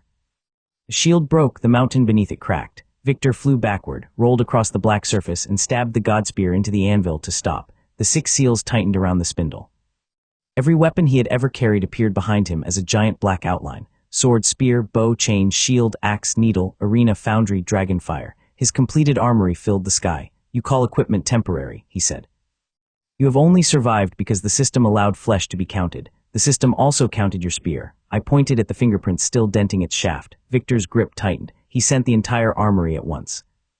The sword divided the air. The bow darkened the sky. Chains wrapped the trench. The shield became a falling wall. Dragon fire burned behind the spear. I used no new technique. My legendary left arm broke the sword. My right caught the chain. Gold mana erased the arrows. Divine skin took the fire. Legendary legs crossed the shield before it landed. Then I reached Victor. He thrust the god spear toward my heart. The point touched my chest. It stopped. The completed weapon that had opened my palm at Hollow Moon could not pierce divine skin. Victor pushed with both hands. 6 seals blazed. I looked down at the motionless point, then at him. Obsolete, I flicked the spear aside. The shaft tore from Victor's grip. It crossed the anvil and buried itself beneath the spindle. My next punch struck his armor. The entire black shell left his body. Pieces flew over the capital like a shattered knight.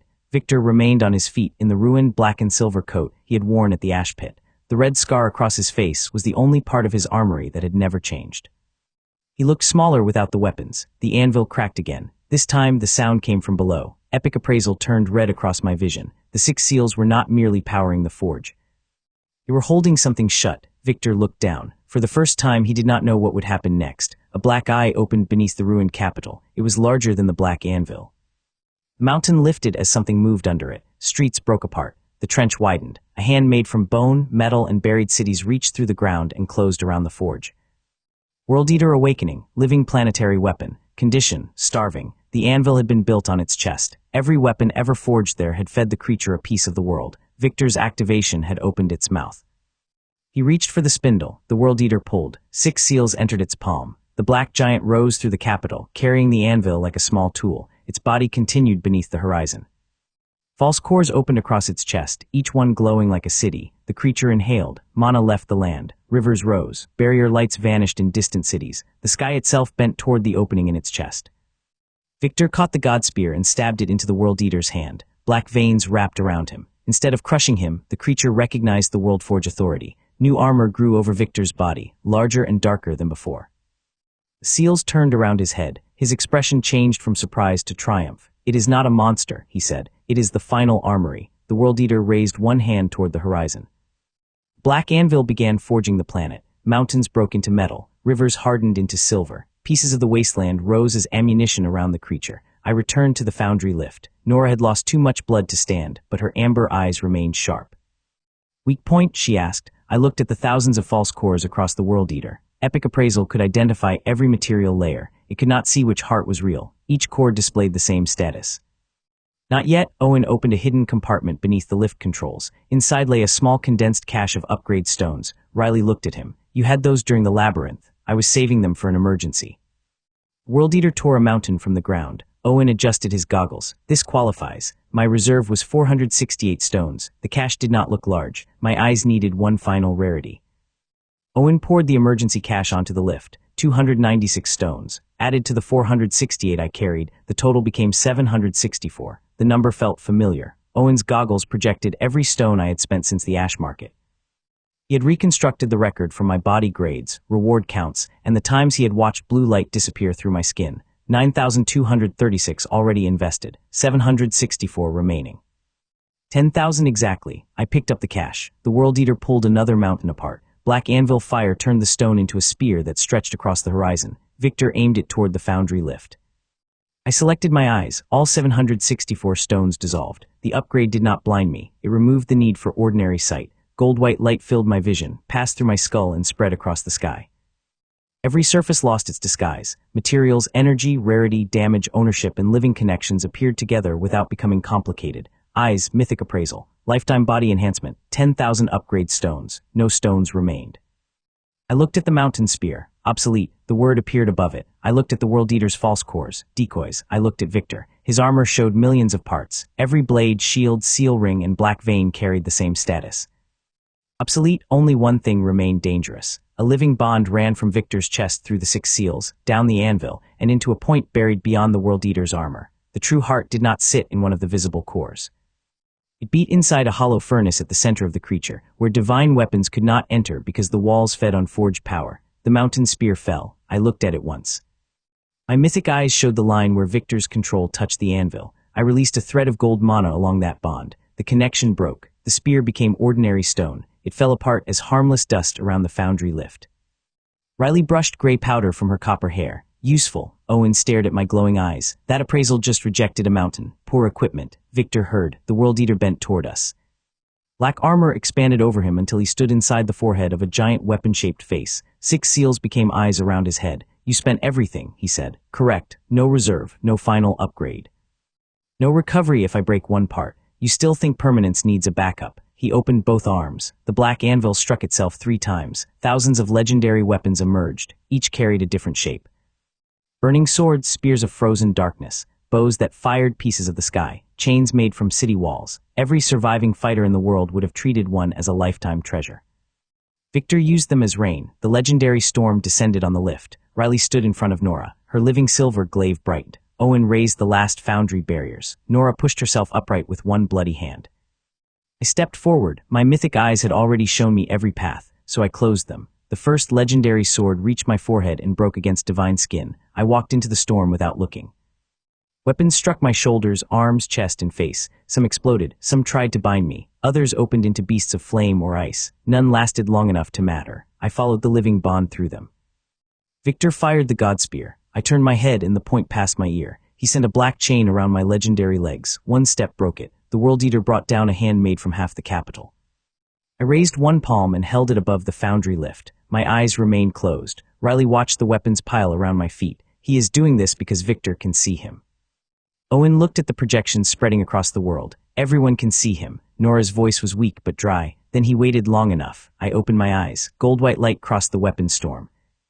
Every legendary blade stopped in the air. Their status panels changed at once. Obsolete. The weapons fell. Victor stood alone inside the World Eater's armored face. For the first time, his final armory refused to move. I pointed toward the center of the creature. The heart is inside. Riley tightened both hands on her glaive. How do we open it? My mythic sight followed one narrow path through the false cores. Passed directly behind Victor. Make him move. Riley did not ask how far. She stepped onto the edge of the foundry lift and raised her glaive. Living silver drew every loose thread of lightning from the dead storm labyrinth. The blade stretched into a blue line across the World Eater's chest. Victor turned the armored face toward her. That weapon has broken twice, he said. Then you should be embarrassed that it still wants another turn. Riley jumped. The World Eater swung one hand. She planted the glaive against its knuckle, let the living silver bend, and launched herself over the impact. Lightning followed her toward Victor. He raised the god spear. That was the movement I needed, but the heart path remained blocked by one of the 6 seal rings. Owen saw me watching it. He turned the foundry lift directly toward the World Eater. This platform is made from the sunken foundry, he said. The anvil should recognize it as equipment. Nora understood first. She dragged her shock hammer across the deck, leaving a red line beneath her. Load it. Owen locked the hammer into the lift's front rail. Living silver wrapped around its head. Every remaining barrier collapsed into the launch mechanism. The platform became a weapon. The World Eater pulled. Owen did not fight the attraction. He accelerated into it. Nora pressed the trigger. Her shock hammer left the rail in a ring of blue force. It crossed the distance, struck the 5th seal, and knocked the ring sideways. Heart path opened. Victor looked toward Nora. Riley's glaive reached his face. He blocked with the god spear, but living silver wrapped around the shaft and dragged him off the center line. Riley had not expected to defeat him. She had expected him to protect his weapon. That was enough. I ran. The World Eater's chest covered the horizon. False cores opened around me. Each one released a different apocalypse: fire, ice, gravity, darkness, metal, storms. My mythic eyes marked them as noise. Legendary legs crossed the outer armor before the attacks could meet. Divine skin took what followed. Gold mana narrowed around my body until I became one blue-white line aimed at the true path. Victor tore free of Rayleigh. Stop him. The World Eater closed its armor. I struck with both legendary arms. Chest opened, not outward. My punch drove a clean tunnel through layers of city metal, monster bone, and black forged stone. The force avoided the visible cores and followed the living bond toward the center. I entered before the armor could heal. Victor followed. The god spear passed the closing walls and left a white scar behind him. Riley tried to enter after us, but the living metal sealed between her blade and my back. World became a furnace. Inside the World Eater, rivers of molten weapons flowed in every direction. Each river carried memories of battles, broken blades, and vanished cities. The walls tried to appraise me as material. Equipment detected, living body, consumption failed. I landed on a black bridge above the inner fire. Victor landed opposite me. His World Eater armor had changed again. 6 seal rings turned around his spine. The god spear drew power directly from the heart ahead. Every time the furnace beat, the point grew brighter. Behind him, the true core filled the chamber. It looked like a black sun chained inside an anvil. My mythic eyes displayed one clear result. Destroying it would kill the World Eater. The release would also destroy the surface unless someone controlled the blast. Victor saw my gaze move. There is your limit, he said. Break the heart and lose the world. Leave it intact and the creature feeds. I looked at the god spear, the seal rings, and the black sun. Only 3 relevant things. Break Victor's weapon. Break his bond, punch the heart while my mana protects everything outside it. The furnace doors closed behind us. You finally brought me somewhere without an audience, Victor said. My mythic sight showed projection crystals growing from every inner wall. World Eater was broadcasting through each false core. No, I said. You did. Victor attacked before the projection crystals finished turning toward us. The god spear crossed the bridge and struck my chest. The point stopped against divine skin, but the black bridge beneath me broke. I fell toward a river of molten weapons. Victor followed, 6 seal rings spinning behind him. I stepped on a floating sword. The sword melted under my foot. Legendary legs launched me back upward. My fist reached Victor's shield before he could withdraw the spear. World Eater armor absorbed the impact. The force passed through him and struck the furnace wall. 1,000 projection crystals shook. Across the surface, everyone watching saw the inner chamber tilt. Victor drove one knee into my ribs. Black spikes grew from the armor at the moment of contact. They broke. I caught his ankle and threw him across the furnace. He crashed through a river of molten weapons, landed on the far bridge, and raised the god spear. The true heart beat behind him. Every beat repaired his armor. You cannot exhaust this, he said. I do not need to. Victor separated the spear into 6 weapons. The first was a common iron sword. It looked like the kind of blade a beginner would carry through the ash pits. No runes, no glow. Victor came close and cut at my throat with perfect form. I stopped the edge between 2 fingers. Common, he said. A weapon does not need rarity when the hand is skilled. I folded the blade around his wrist. The hand is still attached to you. He released it and formed 2 silver axes. They struck my shoulders together. Divine skin broke both heads. Gold spear followed. I stepped aside and snapped the shaft with my elbow. Epic chains rose from the molten rivers. My legendary arms pulled them until the furnace bridges tore free.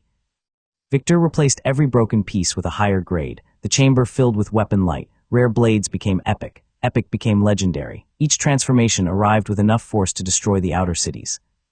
Inside my mythic vision, the result stayed the same. Obsolete. I crossed the chains. Victor built a legendary shield from the black anvil itself. I put one palm against it and pushed. The shield moved. He added the core's power. The black sun brightened. I kept pushing. Victor's boots carved 2 lines through the bridge. Seal rings screamed behind him. Cracks appeared across the legendary shield.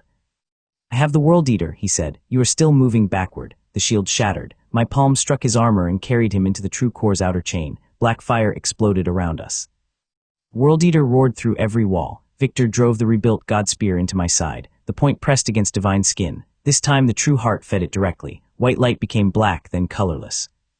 A thin red line appeared beneath my ribs. The surface audience saw it. Victor saw it. He smiled through blood. Still cut. I looked at the line. It was shallower than the scratch his adaptive axe had made in the iron gate. 10,000 stones of permanent upgrades stood between those moments. I grabbed the spear shaft. The World Eater pulled from the other end. A mountain of living power tried to tear the weapon free. My fingers closed. The fingerprints from the storm labyrinth deepened. I pulled Victor toward me and headbutted him. His helmet split. The permanent scar across his cheek opened again. He lost his grip and slid along the shaft until his hands struck mine. For 1 second, both of us held the god spear. The projection crystals showed our faces, his framed by broken black armor, mine lit by mythic gold-white eyes. You built everything around this weapon, I said. It is the strongest weapon ever forged. Then watch carefully. I bent the shaft. Victor poured the 6 seals into it. The World Eater's heart beat faster. Furnace rivers rose around us, shaping into hands that tried to pry my fingers apart. The spear bent farther. A fracture appeared beside my old fingerprints. Victor's eyes moved to it. The smile vanished. He released one hand from the shaft and struck the black sun behind him. The true heart opened. Power older than the cities entered the god spear. The crack sealed. The shaft straightened between my hands and drove me back across the bridge. My heels tore through black metal. For the first time, the spear's status changed beneath mythic appraisal. Living divine weapon. Rarity. Unassigned. Bonded fuel. World Eater heart. Victor had stopped wielding the weapon. The creature was wielding him. Black veins crossed his face. 6 seal rings sank into his spine. His arms fused to the spear and the furnace grew quiet. Every projection crystal displayed one warning. World Eater execution strike charging. The target was not only me. The strike would pass through the inner furnace, open the creature, and consume the surface in the release. Victor no longer cared whether the world survived his victory. He lowered the living spear. I planted both feet on the broken bridge. My objective remained simple. Catch it, break it, then punch the heart. The execution strike finished charging. Every furnace river stopped flowing. The black sun dimmed as its power moved into the god spear. On the surface, the World Eater froze with one hand above the remaining cities. Victor's body hung behind the weapon like a shadow nailed to the shaft. There is no strength above this, he said. His voice came from the World Eater, the anvil, the false cores, and every projection crystal. There is only the weapon that ends everything. I raised both hands. The spear moved. My mythic eyes saw the beginning, but speed did not matter. The strike filled every possible path through the chamber. It erased bridges, furnace walls, projection crystals, and molten rivers before the point reached me. I caught it. The execution strike stopped between my palms. The inner furnace vanished around us. Victor and I stood in a tunnel of white force that stretched from the black sun to the surface. Divine skin burned. Legendary arms shook for the first time. My silver heart struck against my ribs hard enough to make the remaining chains ring. The spear pushed 1 inch. A red point appeared in my left palm. Victor's eyes opened wider. He believed the inch was victory. I closed my hands. The point stopped. Gold mana left my core and spread backward through the white tunnel.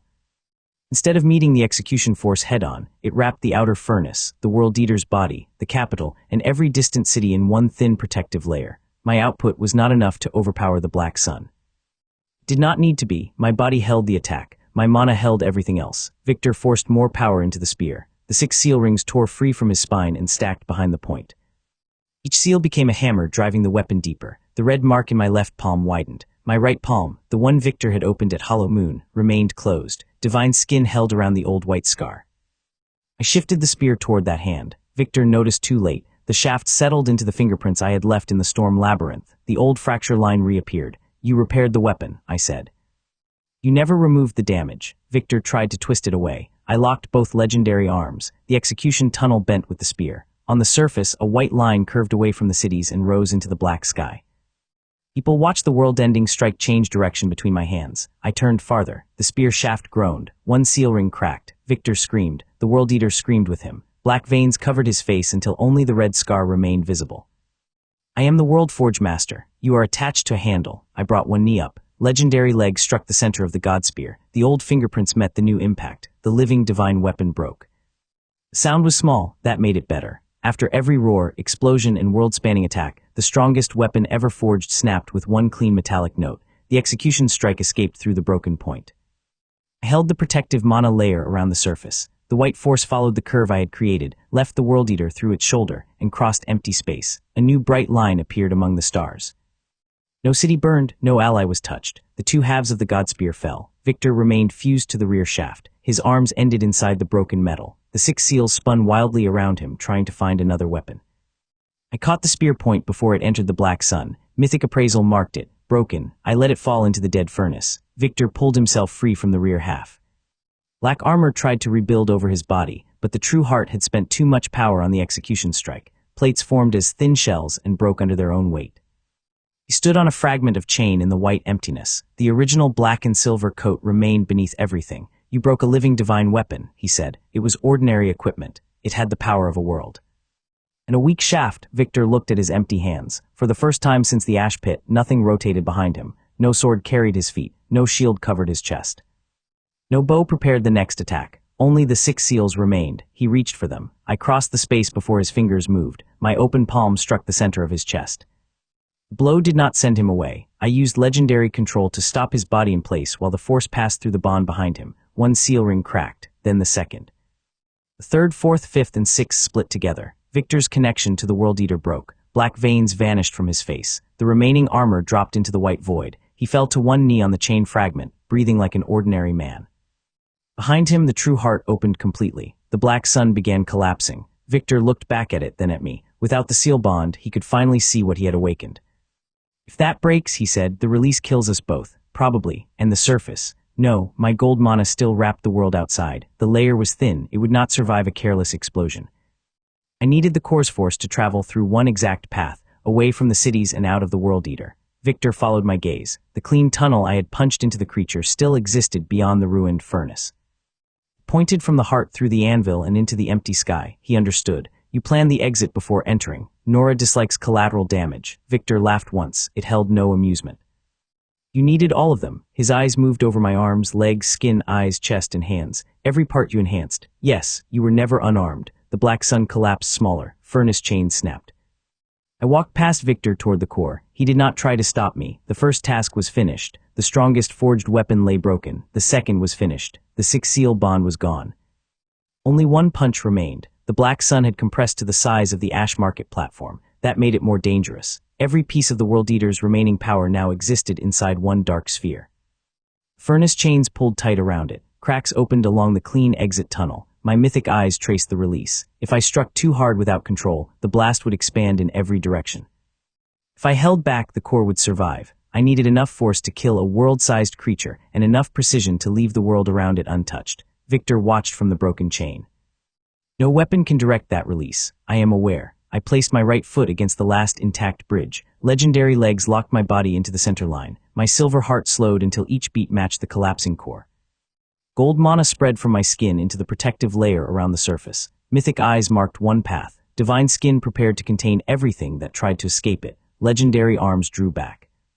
Every upgrade had one job. The black sun pulsed. I punched. My fist entered the true heart. For one breath, nothing happened. Then the World Eater stopped. On the surface, its raised hand froze above the cities. The black anvil split down the center. Every false core went dark. Inside, the black sun cracked around my arm. White fire tried to expand. Divine skin held the nearest force. Gold mana caught the next layer. My silver heart continued beating inside pressure that should have crushed a fortress. Legendary legs kept the line straight. I pushed farther. The blast found the tunnel. Traveled through the furnace, along the path I had opened, through the World Eater's chest and into the black anvil. The mountain-sized forge rose from the creature's body. White force carried it upward.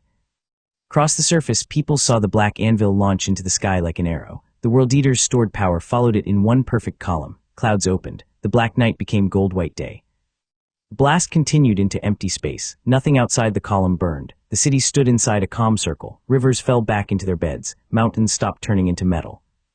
Every person around the World Eater remained in still air while destruction passed inches beyond the invisible boundary. Victor looked up through the exit tunnel. The black anvil vanished among the stars. Impossible control, he whispered. True heart broke around my fist. I turned away. Behind me, the black sun collapsed. Victor remained on the chain between me and the dying core. The final blast reached him, lifted the remains of his coat, and tore every hidden weapon fragment from his body. He raised one arm. There was no shield. White light passed around him because my protective layer included every living person inside the World Eater, even the defeated one. Victor fell to his knees. He understood the insult. I had defeated his final weapon, broken his bond, destroyed the creature, and protected him from his own collapse without looking back. The projection crystals carried that image to the surface. My bare back faced the explosion, gold-white eyes reflected in the surviving glass. Behind me, Victor and the World Eater disappeared inside light they could not control. The creature began falling. Its body had risen halfway from the planet. Now the dead armor collapsed toward the capital, large enough to bury every surrounding city. Mythic appraisal showed the outer structure losing cohesion. I struck the broken bridge with one heel. Legendary force traveled through the World Eater's skeleton. Instead of falling as one mass, the creature divided along empty regions. City-sized pieces curved away from populated land. Metal became dust. Bone became harmless black sand. The remaining sections settled into the continent-spanning trench Victor had already carved. The inner furnace opened to the sky. I caught Victor by the collar before he fell into the dead core. His black and silver coat tore. He looked at my hand holding him. Why? You still owe Owen a roof. Victor laughed once, then lost consciousness. I jumped. Legendary legs carried both of us through the exit tunnel. We passed the shattered anvil chains, the broken godspear point, and the empty sockets where the 6 seals had been. Surface rushed toward us. Riley stood on the World Eater's chest with her glaive raised. Owen held the foundry lift beside Nora. The protective mana layer faded around them as the last black sand settled. I landed. Victor dropped from my hand onto the dead metal. Riley looked from him to the clear sky. You kept him alive. Temporary inconvenience. Owen adjusted his cracked goggles. My roof. Ask him when he wakes. Nora leaned against the lift rail. Her wound had stopped bleeding inside my protective field, but she still needed more help than any of us could give in the ruins. World Eater's last false core went dark. All across the continent, weapons fell from the sky. The system opened a panel in front of me. It inspected my arms. Legendary, my skin. Divine, my eyes, mythic. Then it examined the body as one object. Classification in progress. The classification panel expanded. It listed every body slot separately. Hands and arms, legendary striking equipment. Legs, legendary movement equipment. Eyes, mythic appraisal equipment. Skin, divine defensive equipment. Heart, permanent endurance equipment. Mana core, integrated spell focus. Then the individual lines disappeared. The system tried weapon, armor, accessory, relic, and living artifact. Each category flashed and failed. A final gold border formed around the panel. Equipment type, living god weapon. For several seconds nobody spoke. Riley read the line twice. Owen lifted his cracked goggles and read it without the lenses. Nora gave the panel one slow look, then pointed toward the nearest surviving city. Celebrate after I stop leaking. That ended the silence. I lifted Nora from the foundry platform. Riley took the controls. Owen tied Victor to a broken section of his own godspear with living silver. The classification panel followed me. It projected above the dead World Eater, large enough for every city to see. Gold light crossed the cleared sky. People who had watched the battle through fragments of projection glass now saw the final line without interference. Living god weapon. The title spread faster than any rumor. We flew away from the ruined capital. Behind us, black sand settled into the continent-spanning trench. The World Eater's enormous hand became a new ridge. Its chest opened into a lake of dead metal. Nothing moved beneath it. The black anvil was gone. The 6 seals had broken inside the heart furnace. Their fragments fell across the trench as ordinary black metal. Victor could no longer use them.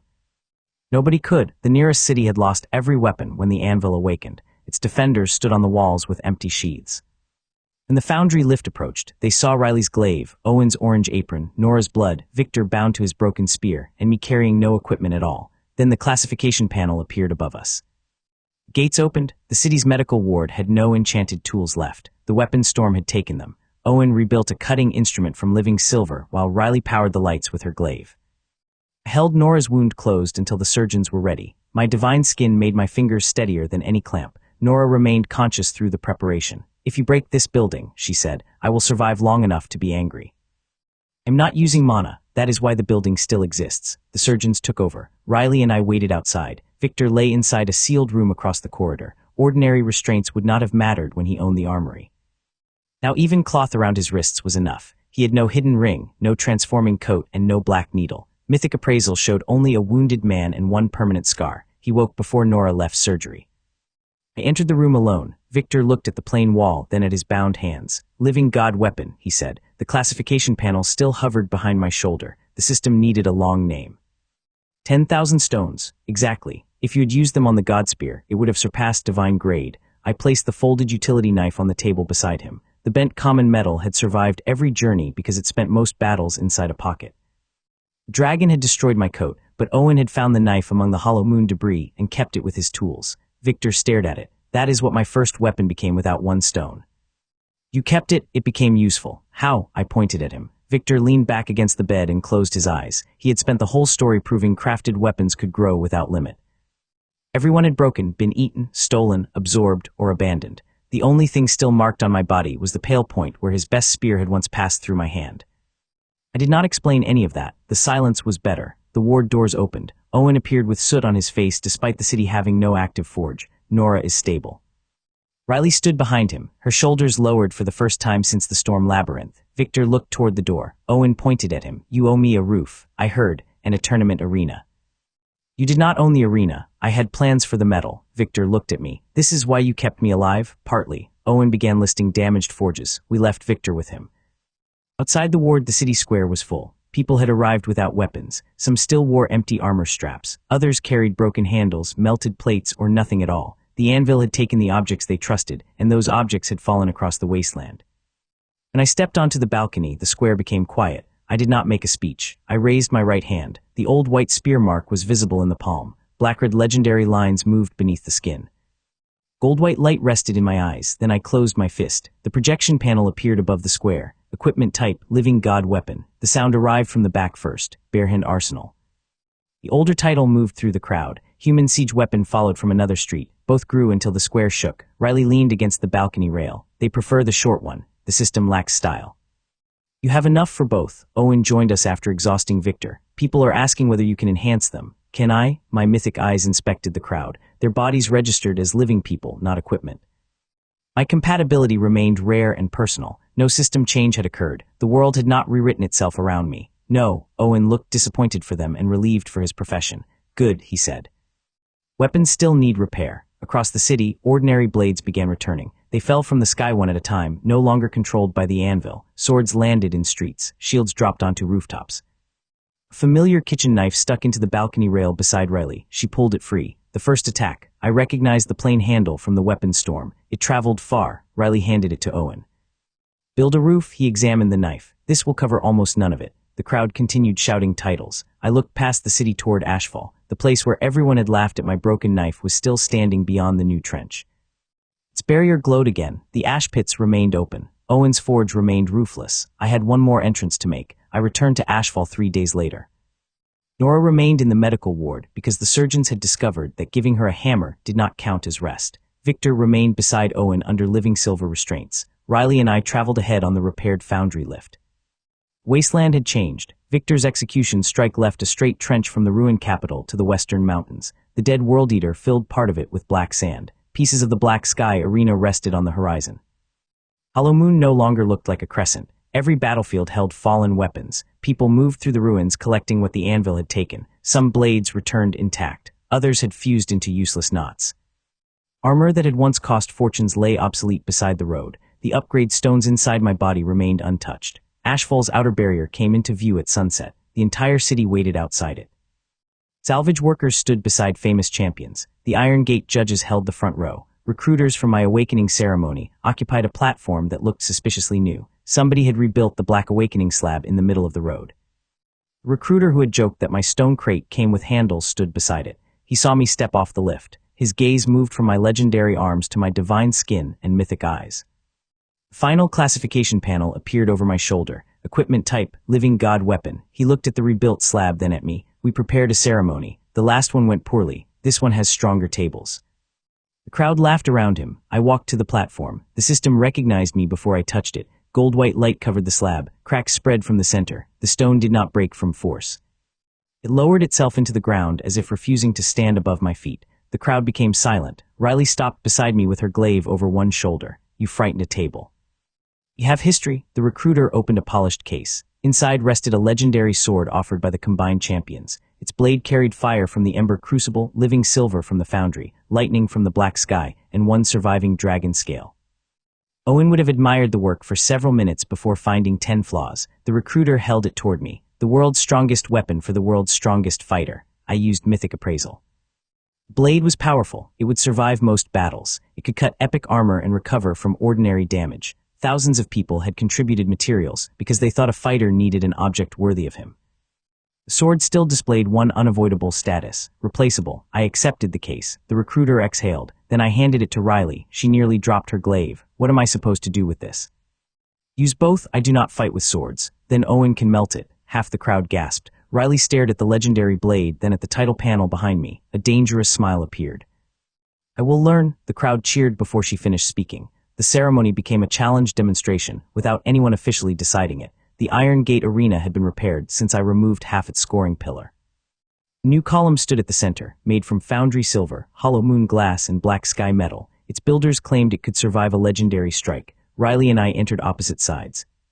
She carried the storm glaive in her right hand and the gifted legendary sword in her left. Blue lightning moved between both weapons. Copper hair lifted around her face. The arena filled beyond capacity. People stood on roofs, walls, and the new scoring pillar itself. Owen's old forge crew occupied the safest distant section. Children held painted signs with barehand arsenal on one side and living god weapon on the other. Riley pointed the sword toward me. No throwing the arena, no promises, no destroying the city. Nora already said that. No mythic appraisal. I closed my eyes. The crowd erupted. Riley moved in the sound. Legendary sword cut toward my shoulder while the glaive swept low. I stepped between them without opening my eyes. Living silver curved after me. Lightning filled the gap. The attack struck my chest. Divine skin held. Riley used the contact to swing around me. The sword changed hands. The glaive shaft wrapped behind my knee. She pulled both weapons in opposite directions. I lifted one foot. Riley and both weapons rose with it. She released the glaive, landed on my shoulder, and drove the sword down toward my palm. I opened one eye. The point stopped against the old white spear mark. Riley had found the one place she knew had once been pierced. The legendary sword bent. Good target, I said. Stop complimenting me. I flicked the blade. Riley flew from my shoulder, crossed the ring, and landed on the new scoring pillar. She caught the edge with her glaive, swung once, and returned inside a spiral of lightning. The audience saw her become a blue line. I saw a rival who had lost weapons to mantises, leviathans, dragons, arenas, and the anvil without losing the desire to attack again. I kept one eye closed. Riley's next strike used the legendary sword as a lightning rail. The glaive bent around my guard. Both edges reached my neck at the same time. I caught them between one thumb and forefinger. The lightning vanished into my gold monocore. Every banner in the arena rose from the pressure. Riley held on for 3 seconds. Then both weapons left her hands.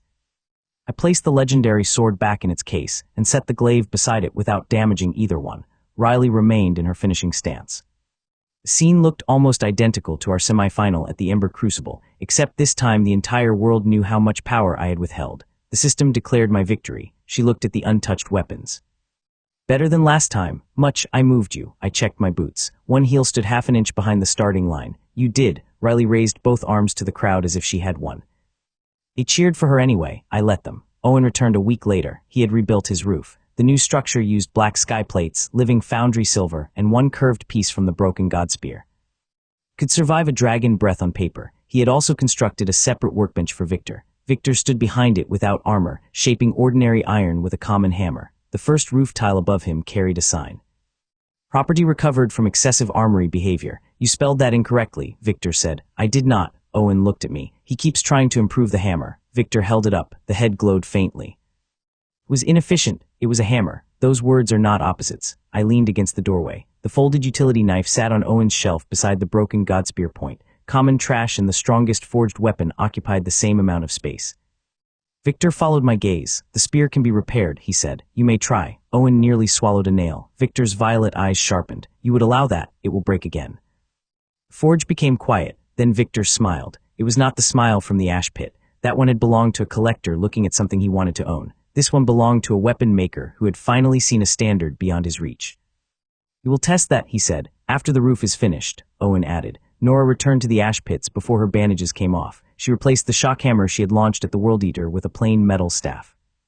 The divine wound left a scar across her side, but it did not change the way every salvage worker moved when she raised one hand. She assigned me to the front of the unit.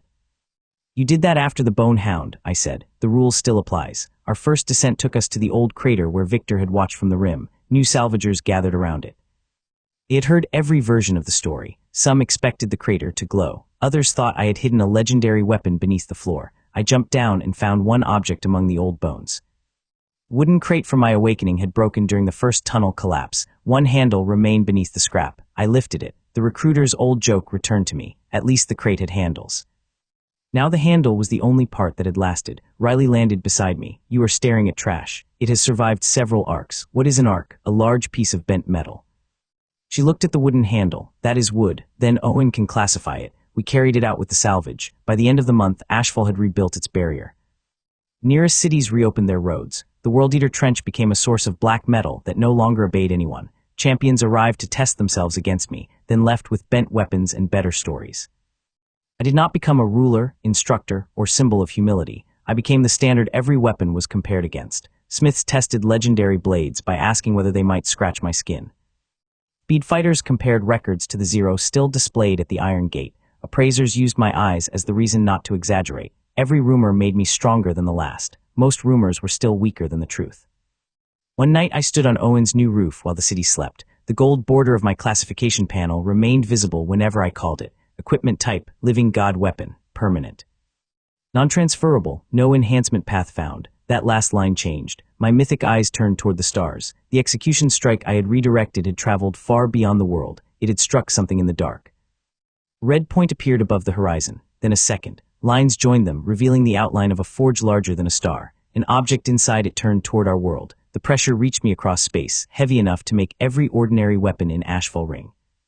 One new panel opened. Foreign forge signal received. Durability challenge issued. Riley climbed onto the roof carrying her glaive and the legendary sword. Please tell me you did not invite that. Victor fired first. Owen leaned through a roof hatch. Is it made of valuable material? Nora's voice came from the street below. Nobody leaves tonight. The Starforge brightened.